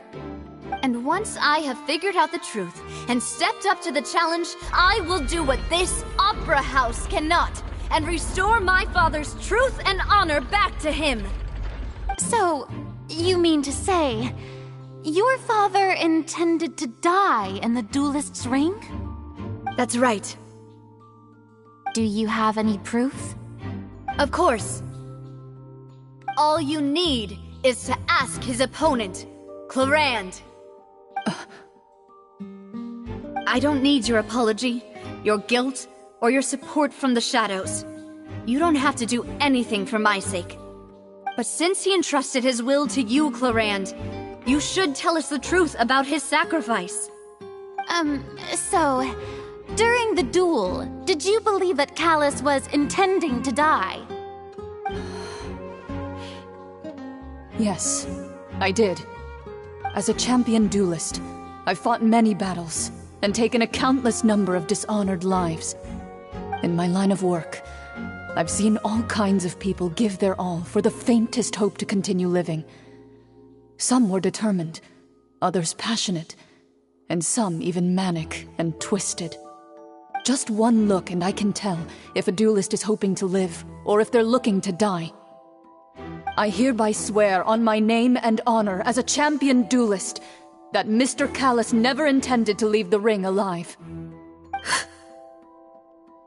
Since that's your testimony, I have no more questions. It appears there really are good grounds to reopen this case. I concur. However, Miss Navia, you still have not explained the link between your father's case and the serial disappearances case. Right? What she said was fascinating, but kind of beside the point. Wait, weren't they just talking about the serial disappearances case? Of course, Your Honor. The two cases are connected via a matter of timing. In my father's case, the culprit intended to kill both Jacques and Callus. As a result, they planned to act after hearing 2 gunshots. And, at the end of Linny's trial, the culprit also only dissolved the victim in front of everyone because they realized they were at risk of being identified. The culprit could only time their actions so precisely if they were already at the scene. Coincidentally, Marcel attended both the banquet and the trial. So that's why you suspected me. Even after hearing your reasoning, I still can't help but find it a little preposterous. I'm used to it, though. You've always been an impulsive and sentimental child, Navia. It's one of your most endearing traits. No need to appeal to pathos. I won't try to refute your points one by one, but even if everything you just said was true, can you prove that I was the only person present at both events? On top of that, does a person have to be physically present to control the timing? Can't someone remotely monitor the place? Don't know what she can say to that. I know that even with that, you might still think you can reduce the list of suspects with some further investigations until I'm the only one left on the list. Alas, who won't feel at least a little hurt by an accusation of murder from a girl you see as your own daughter? But if I were to dismiss this completely, you'd also think I'm not being considerate of your feelings. Ah well, let Uncle Marcel teach you another lesson. Do you know what the biggest flaw in your reasoning is? I suppose you're gonna tell me anyways. It's timing again. I'm a businessman by trade. From that standpoint, there's no reason for me to kidnap young women. It's a high-risk action with nothing to gain. In addition, I left my home in Snezhnaya when I was young to come to Poisson and work in some trade. My business only thrived when I received Callus's patronage. But the disappearances began before I ever stepped foot in Fontain. I do apologize, demoiselle. This was my mistake. No, it's not your fault. I'm sure he had come prepared. Is there anything else you'd like to say? Would you like to check the date of my first business license against the first known case of the serial disappearances? You can also take a look at my border entry records, or ask my friends and family when I left Snezhnaya for the first time. Could those records and testimonies do something to appease the unspeakable anguish in your heart? Seems like she got the wrong guy. At this rate, Navia will be convicted for falsely accusing him. I think you've done a superb job of dissecting your father's feelings as he neared the end of his life. But aren't you going against all of his wishes and expectations right now? He wished for you to become more rational, collected, and conscientious, instead of dwelling only on your own feelings. Once you've learned to be more considerate of others' feelings, and to stop rushing headlong into things, you'd have met most of his expectations. This isn't just about me, and it never has been. The biggest difference between me and the rest of the victims is that I still have the ability to search for the truth, while that same agency has long been taken from them. The people whose families were destroyed by synth abuse, the people who lost their loved ones to the serial disappearances, and the people who suffered tragic ends due to their sense of justice. Many people's images are flashing before my eyes. I'm sure some are coming to those of you in the audience as well. And whose image do you see, Marcel? Is it a man named Vacher? Oh, so you do know that name. I'm merely surprised you'd suddenly say the name of someone I've never even heard of. I was waiting for you to say that.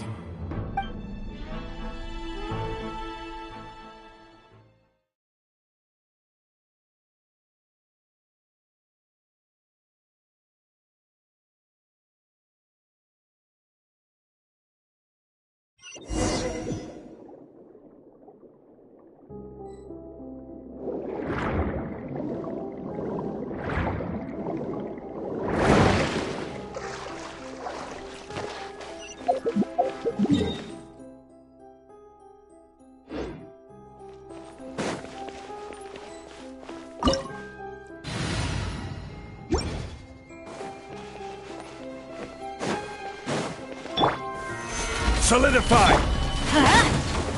There is no escape! Shudder! Beg for mercy! Shudder! Rack and ruin!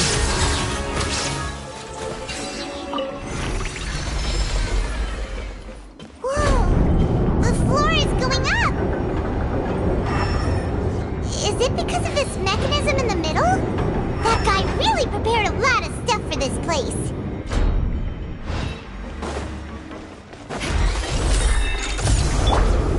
Stabilize!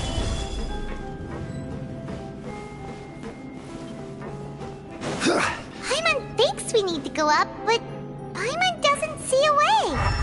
Let's take a look around. Maybe we'll find a hidden mechanism that'll show us the way up.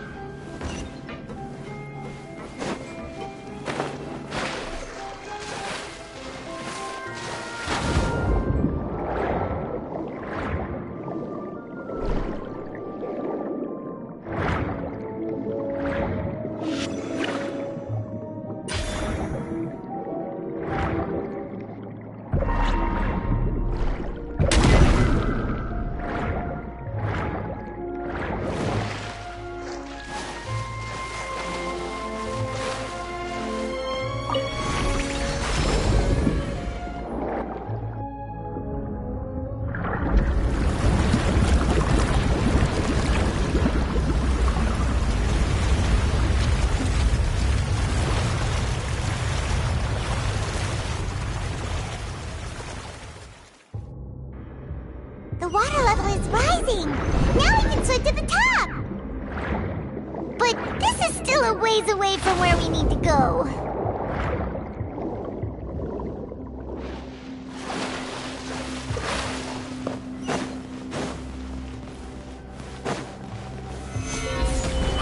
Shine down!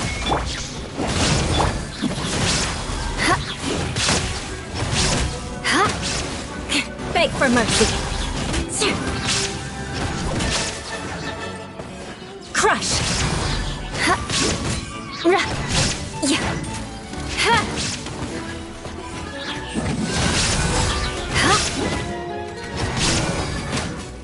More speed.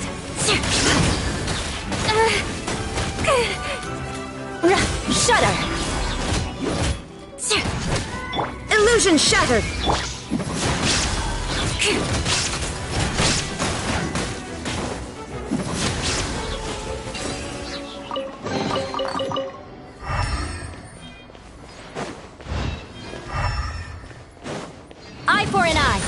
More speed.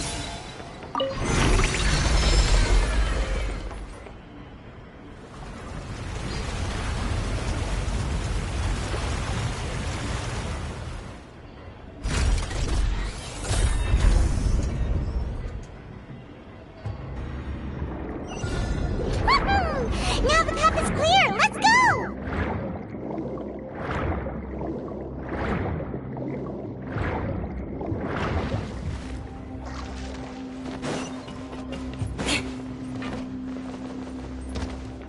More speed.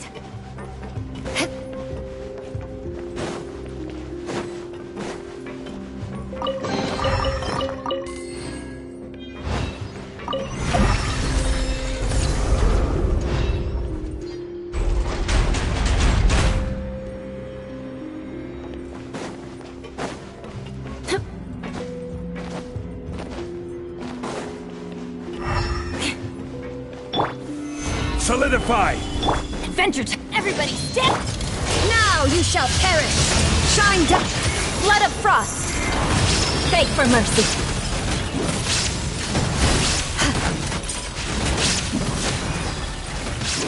More speed! Yeah. Rack and ruin! Ha!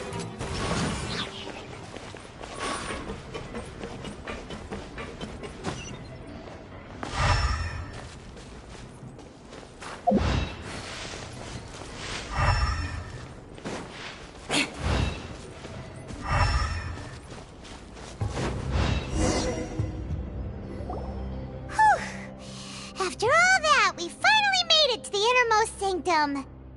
Though, as expected, the mastermind isn't here.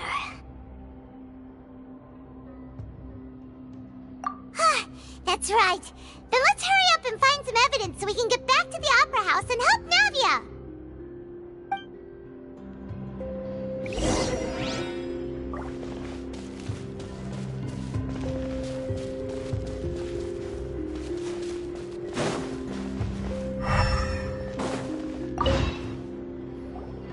Whoa! There's so much synth here! And so many bottles of ingredients that probably just contain the waters of the primordial sea.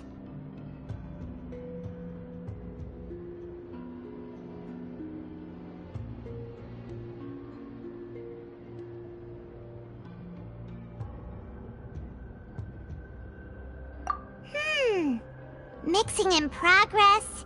Ready to drink? Stock sample? Huh. They've also got all the synth pretty clearly labeled. Whoa! There's even fruit-flavored synth?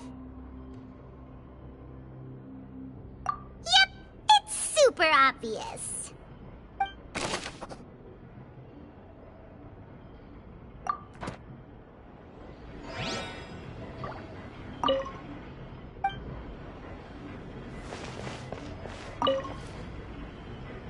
What's this over here?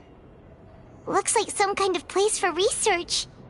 Experiment number 16 aims to verify Jacob Ingold's research conclusions on the primordial sea and use his theory as a foundation to achieve a breakthrough. The experiment was a failure. No individual managed to resurface from the water from the primordial sea. Female specimens 22, 23, and 24 were dissolved.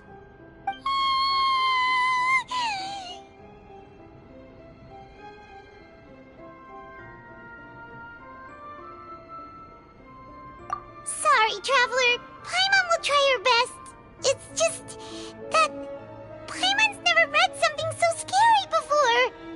How can someone write something that terrible in such a matter-of-fact tone? You read the rest. Paimon's too scared to keep going. So that's why he did all of these experiments. Wait, did he really think he'd be able to find a way just by dissolving people over and over? That's just insane! Huh? Isn't that the name you heard by the fountain? Paimon thought he was an eyewitness in the serial disappearances case. Ah, you mean Vache is the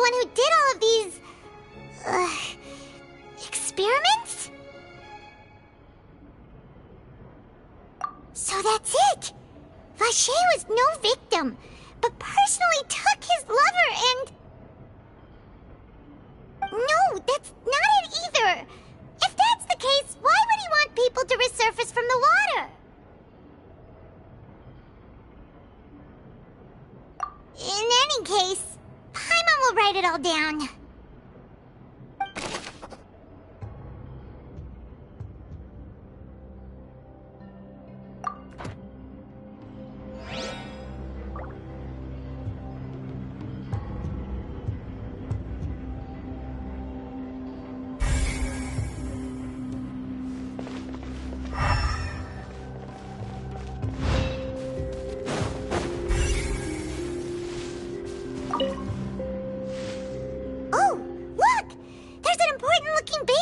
Here, and it's full of water!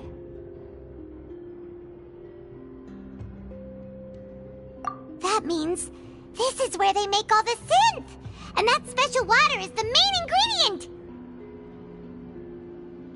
If you dilute it with normal water, you'll get synth, but the pure stuff can dissolve a human! Paimon will take notes on this incriminating evidence.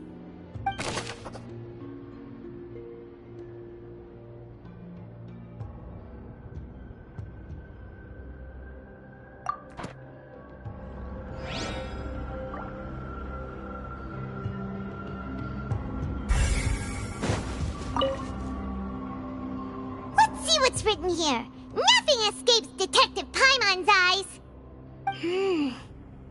Callus. Navia's father. Oh, this seems to be an investigation report on him!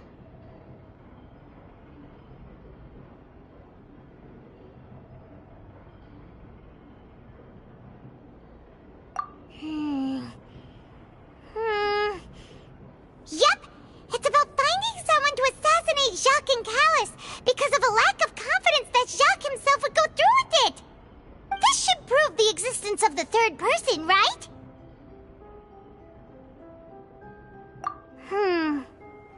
We still have not determined the exact content of the key information Callus has passed on to certain members of his organization.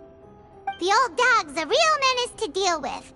Even if he abides by the promise he's made to us, he will still have the upper hand. He can act whenever he wants to make our lives miserable.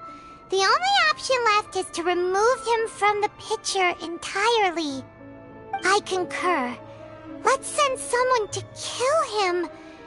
He won't declare war as long as we don't touch Navia. Oh, seems like we've got a bunch of correspondence between the higher-ups.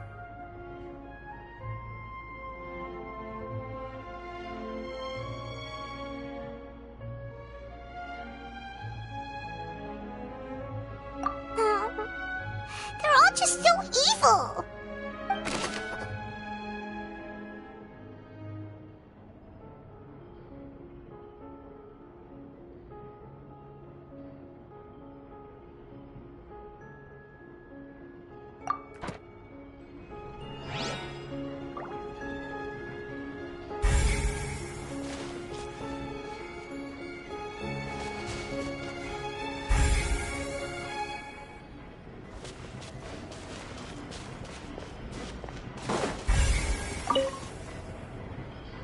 What's all this?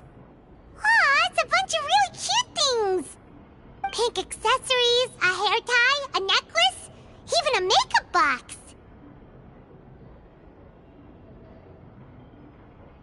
Oh, Paimon sees it too, but why are all these cute things labeled with different girls' names?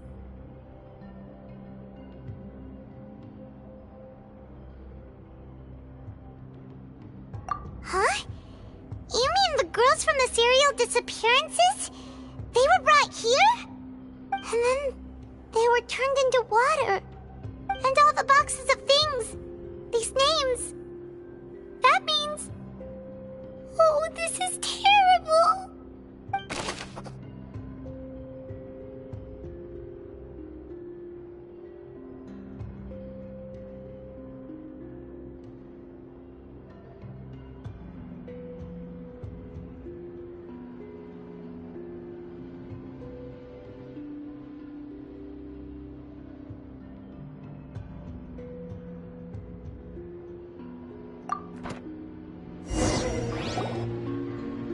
looked at almost everything here, and it seems like our theories were spot on, but...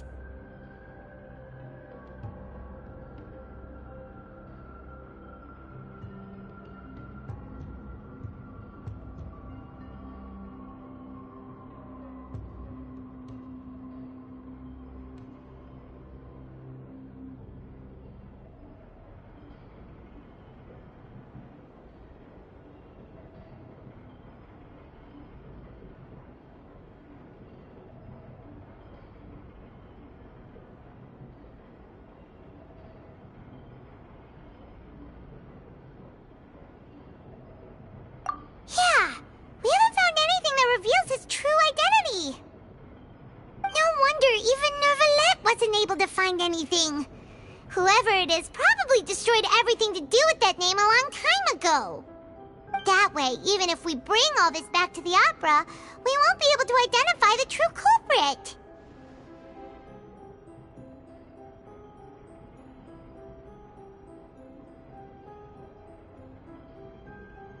Sure thing. Paimon won't admit defeat to this guy either.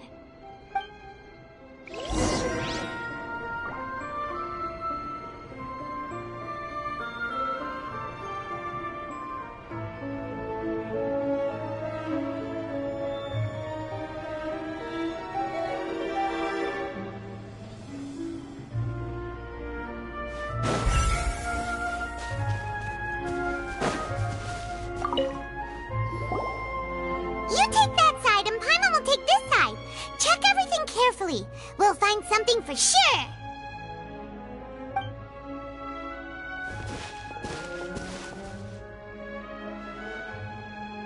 Ugh. Nothing at all. And Paimon can't even find snacks either.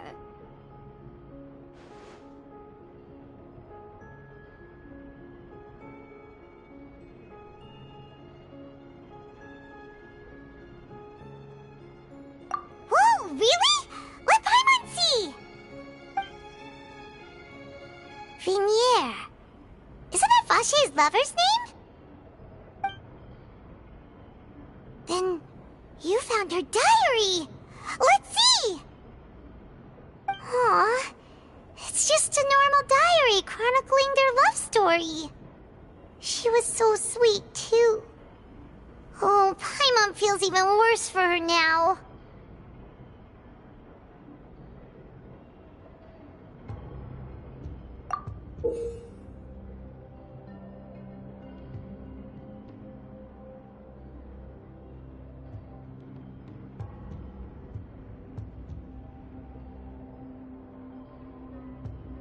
So many! A whole page's worth! But they're all crossed out. Was she unhappy with all of them? The final name she decided on was... Marcel. Wait, but Marcel's pretty old. Has this case been going on for so long that he's Vache and Vinier's grown son?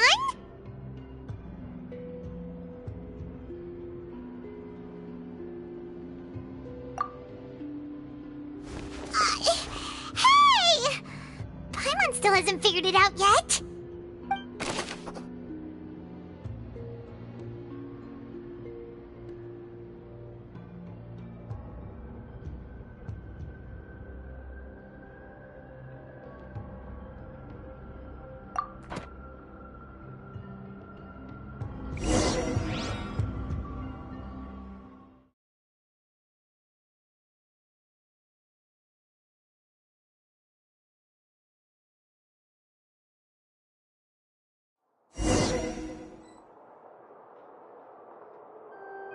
And whose image do you see, Marcel? Is it a man named Vache? Oh, so you do know that name. I'm merely surprised you'd suddenly say the name of someone I've never even heard of. I was waiting for you to say that. Navia! We're back! As expected of my partner. I just knew you'd return in the nick of time. Just how often do you intend to flout the rules of this court? It's all right, Monsieur Nervalette. Given their confidence, I expect they've found the crucial evidence.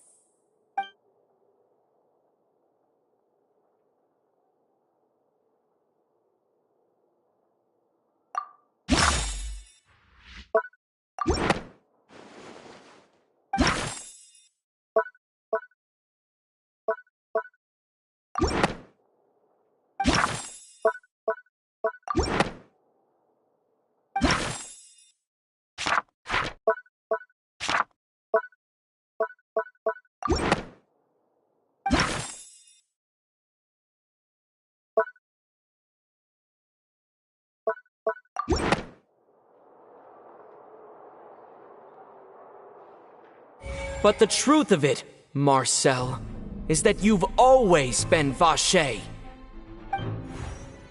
Huh? We've investigated your lair and we already know everything! After your lover, Venier, was dissolved, you kept abducting young women to experiment on the hopes of bringing her back to you! You even created Marcel as a new identity and destroyed all records of your past as Vache! So that's it. Even the villains in opera performances rarely go that far. And with that, Marcel's motive has now been established. This information regarding your past also dismantles your prior timing defense. Well, Marcel, do you know where you went wrong? You fixated your gaze on the lover that passed away, instead of paying attention to people around you. So, you never noticed how we changed, or how we grew as individuals. You also never understood Boss's real expectations for his daughter. Or our determination to see things through. Your determination. Mr. Marcel, please speak up now if you would like to defend yourself. Otherwise, the trial will move on to the next stage. Do you really think I wanted to do any of this? Pay attention to you? What for? Have you ever paid attention to me? Ever empathized with my pain? Ever known how it feels to watch the love of your life dissolve right in front of your eyes? No one helped me. No one even believed me. All those decades ago, even the officers from the Maison Gardiennage were laughing at me. They said there's no way a human being can turn into water. So I must have gone mad from grief. Vinier's death was brushed away by all of you as if it didn't matter at all. Well, now you know, don't you? Ha! Well, it's too late now. All those who were dissolved are gone forever. You only have yourselves to blame. You set up this ornate opera house in pursuit of your so-called justice, your beloved drama, while turning a blind eye to the suffering of the people. Venier is dead. We promised each other that we would always be together. Wherever she goes, I will follow. But I'm not from this blasted place, so I can't be dissolved, no matter what I do. Hey, is that water from the primordial sea that he's drinking? I can't dissolve! Can't dissolve! Can't dissolve! Do you all see? I can't go! I can't follow! So if I can't go where she is, what choice do I have but to try to bring her back? I did all of that, and in the end, that accursed Callus still got the better of me. I spent my entire life living on pins and needles, only to get stabbed by his idiot daughter at the very end. The suspect is exhibiting signs of mental distress. Guards, please restrain him. Don't touch me! Don't anybody come near me! I still need to save Venier. I promise. We made a promise. Venier. Venier! Please, Venier. Don't think badly of me. All I want to do is fulfill our promise. At this point, the verdict of this trial is clear. With Mr. Marcel's conviction, the charges against Mr. Tartaglia no longer have any basis. Fine by me. I was in a bad mood, but after a show like that, I'm actually feeling pretty good. Traveler, please submit all the evidence you have collected to the guards, so that I might review and summarize the truth behind the serial disappearances case. The man now known as Marcel was originally named Vacher, and worked as an adventurer with his partner and lover Vignier. During an underwater expedition, Vignier accidentally came into contact with water from the primordial sea, and was dissolved in front of Vacher as a result. Vacher learned of the primordial water's existence through the work of others, and began to kidnap young women for research, with the goal of discovering a method to restore Vignier back to life. To cover his tracks, he invented the new alias of Marcel, and began to operate a business in Poisson. During the course of his research, Vacher discovered that a diluted concoction of water from the primordial sea can induce feelings of euphoria, and began to manufacture and market synth. However, as he accumulated wealth to fund his continued research and expanded the scope, he came into conflict with Spina di Rosula. After exchanging blows with Spina di Rosula for many years, Vacher decided to assassinate their president Callus at a banquet. Although the assassination did not go as Vacher expected, he was able to turn Callus into the murder suspect by dissolving the assassin he sent to the scene. And just recently, Vacher attempted to frame Linny as the culprit of the serial disappearances case, using a similar method. However, his attempt to frame Linny failed, and the power of water from the primordial sea became public knowledge. This case also exposed enough of Vacher's machinations that he was eventually successfully charged in court. Thus concludes the enigmatic history of the serial disappearances case, with the truth revealed to all.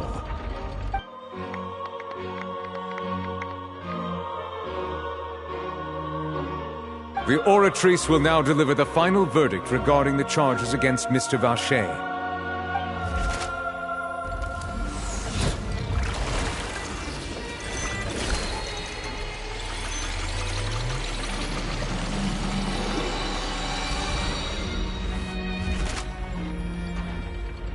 According to the judgment of the Oratrice Mécanique d'Analyse Cardinale, Mr. Vacher is guilty. Guards! Take Vacher away. Good. It's what he deserves. With that, the serial disappearances case is over now. We really just witnessed history. Who would have thought the true culprit would be such a polite and well-spoken guy? Yippee! We helped Navia bring the bad guy to justice! He's hurt so many innocent people and now he's finally getting what he deserves! Huh? Are you okay?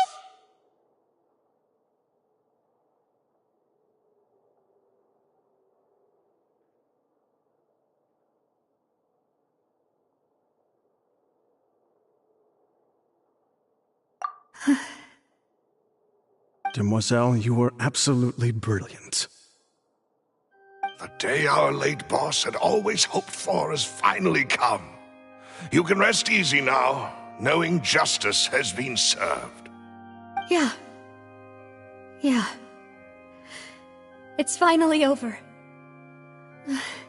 It's all thanks to you guys. And my partner. See, Papa?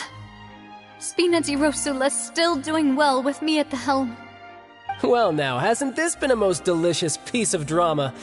The villain has been caught, justice has been served, past wrongs have been righted, and it's a big ol' happy ending. Since it's been such a great show, I'll just let the false accusations against me slide. Either way, I've still got some business to attend to, so if you'll excuse me... Please wait just one moment, Mr. Tartaglia. What now? None of this has anything to do with me. According to court protocol, since this trial was initiated due to a charge against you, a verdict must also be made regarding the initial charge before the trial can conclude. Oh, come on. Is this really necessary? Haven't you already caught the real criminal? Isn't it time for side characters like me to exit stage left? Please respect the laws of Fontain. This has always been the rule. All right, but this sure is a lot of hassle. All I need to do is stand over there, right? Let's just get this over with. Through evidence presented in the public trial that was just held, it has been established that Mr. Tartaglia has no direct connection to the serial disappearances case. The guilty party has been identified, and thus it is logical to suppose Mr. Tartaglia is innocent of the charges. We now turn to the Oratrice Mécanique d'Analyse Cardinale to render the final verdict on the charges.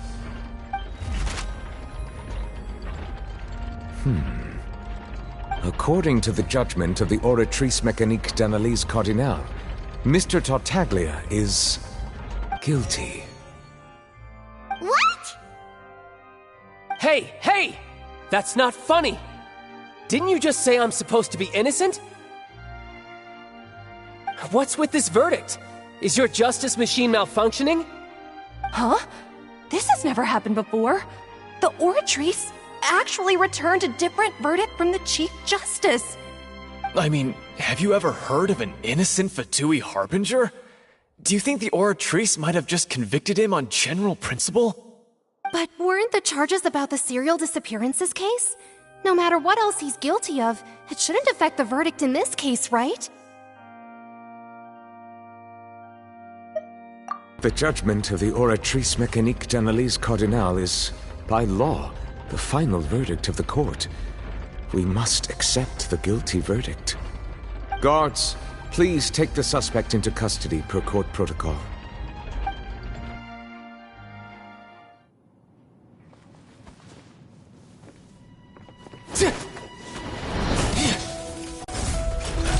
So this is how justice is done in Fontaine. What a joke. You've got your rules.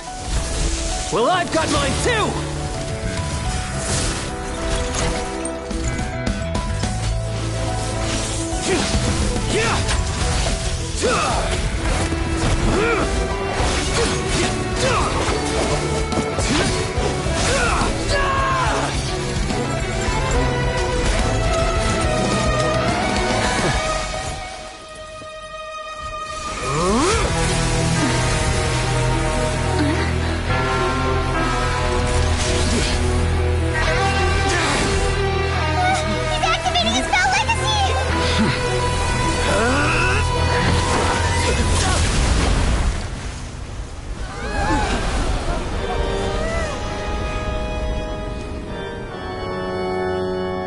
I am sorry. If you have been wronged, we will find the truth. But the rules of the court must be upheld.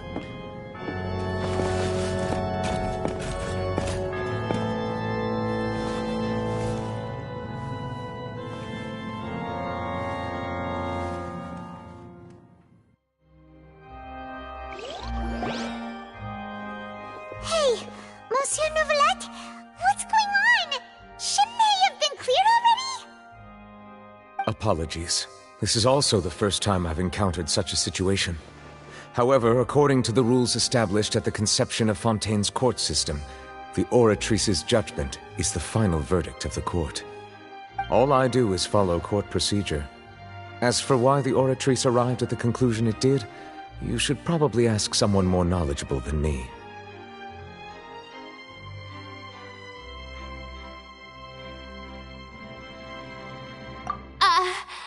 Why are you looking at me? I had nothing to do with it! I don't know what happened there either! Hey, stop staring at me! What does Lady Farina mean by that?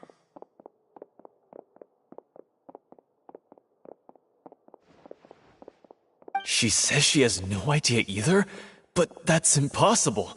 Didn't she create the Oratrice herself? Yeah, so are the verdicts reliable or not? Can results like this really be called justice?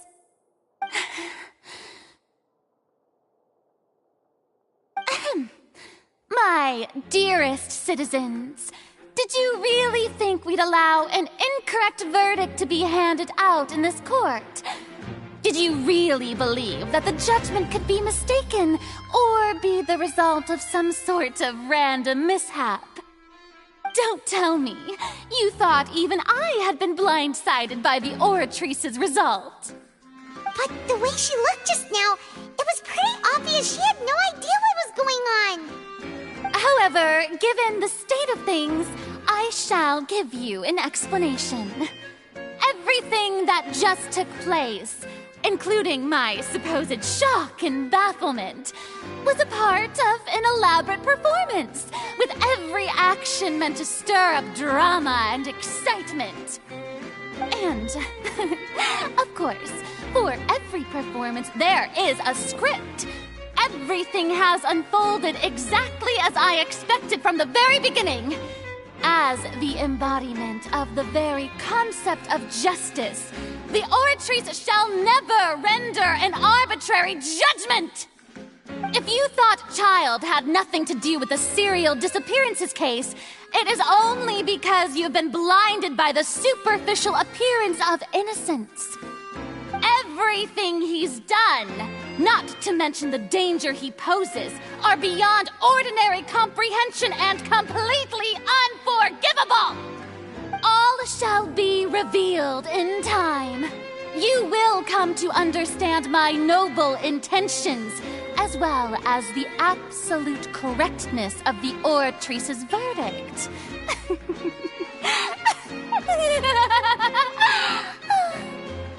Now, having said that, although I hate to leave things hanging in suspense, it is now time for this performance to end.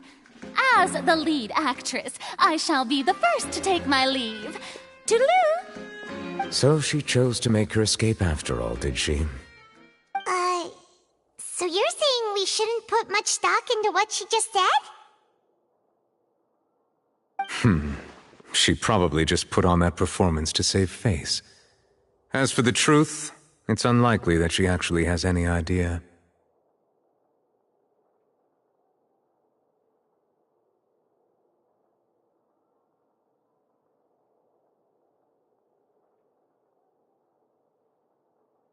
However, please be assured that I will continue to investigate this case in a personal capacity. Just as I promised, if the judgment has been incorrect, we will do our utmost to clear his name. All right. Even though we feel pretty badly for him, we'll take your word for it for now.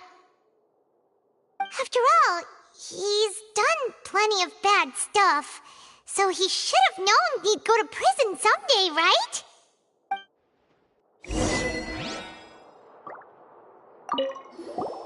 Oh, Monsieur Neuvillette! That power you showed when you took him down. Who are you really? I'm the Chief Justice of Fontain, of course. If officers of the law lack the strength and capability to enforce it, then it makes a mockery of justice.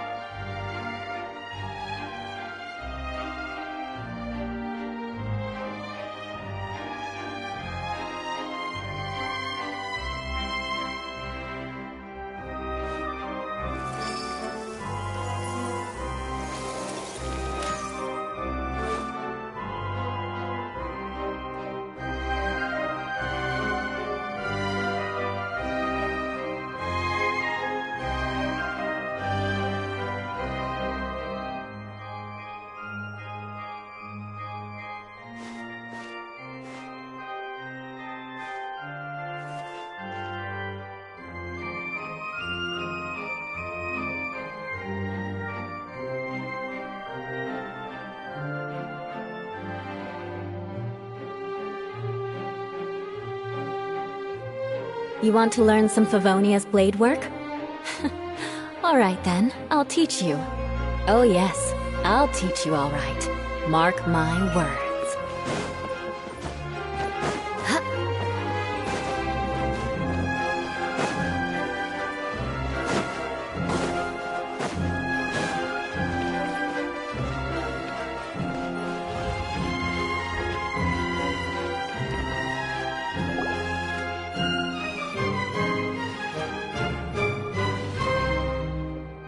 what are you doing? Quick, stop him!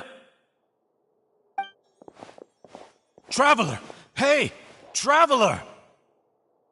Marcel! What are you doing over here? Stop resisting arrest! Cease, or we'll add another charge to the list! No, wait! I just want to ask the Traveler something. I'm not looking to run away. Please, just let me ask this one small thing. Go on. Thank you. I was being led away when I finally realized something. Where did you first hear the name Vache? I erased all records of that name. So, unless... Are you still trying to prove your innocence? Give it up, you...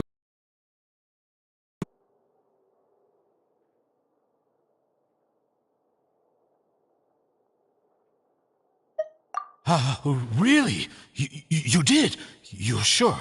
You met her? But how could that be? How did you manage to do it?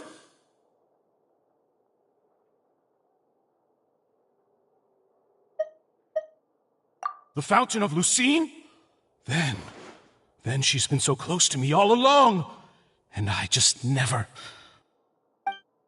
Please give me a chance to talk to her again. Just let the Traveler take me to the fountain to see her one last time. This is the last request I'll ever make in my life. You can do whatever you want to me afterwards. I don't care.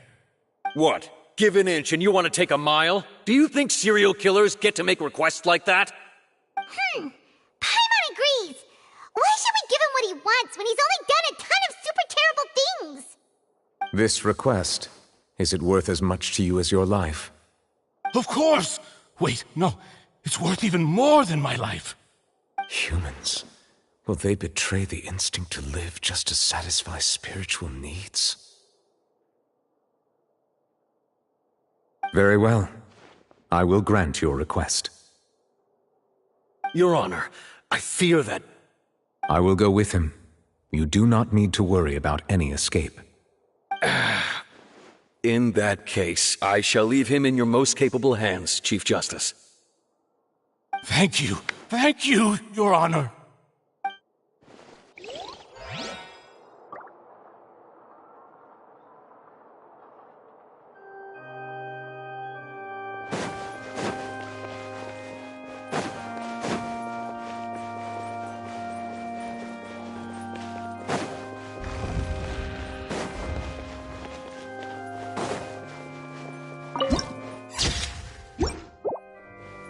More speed.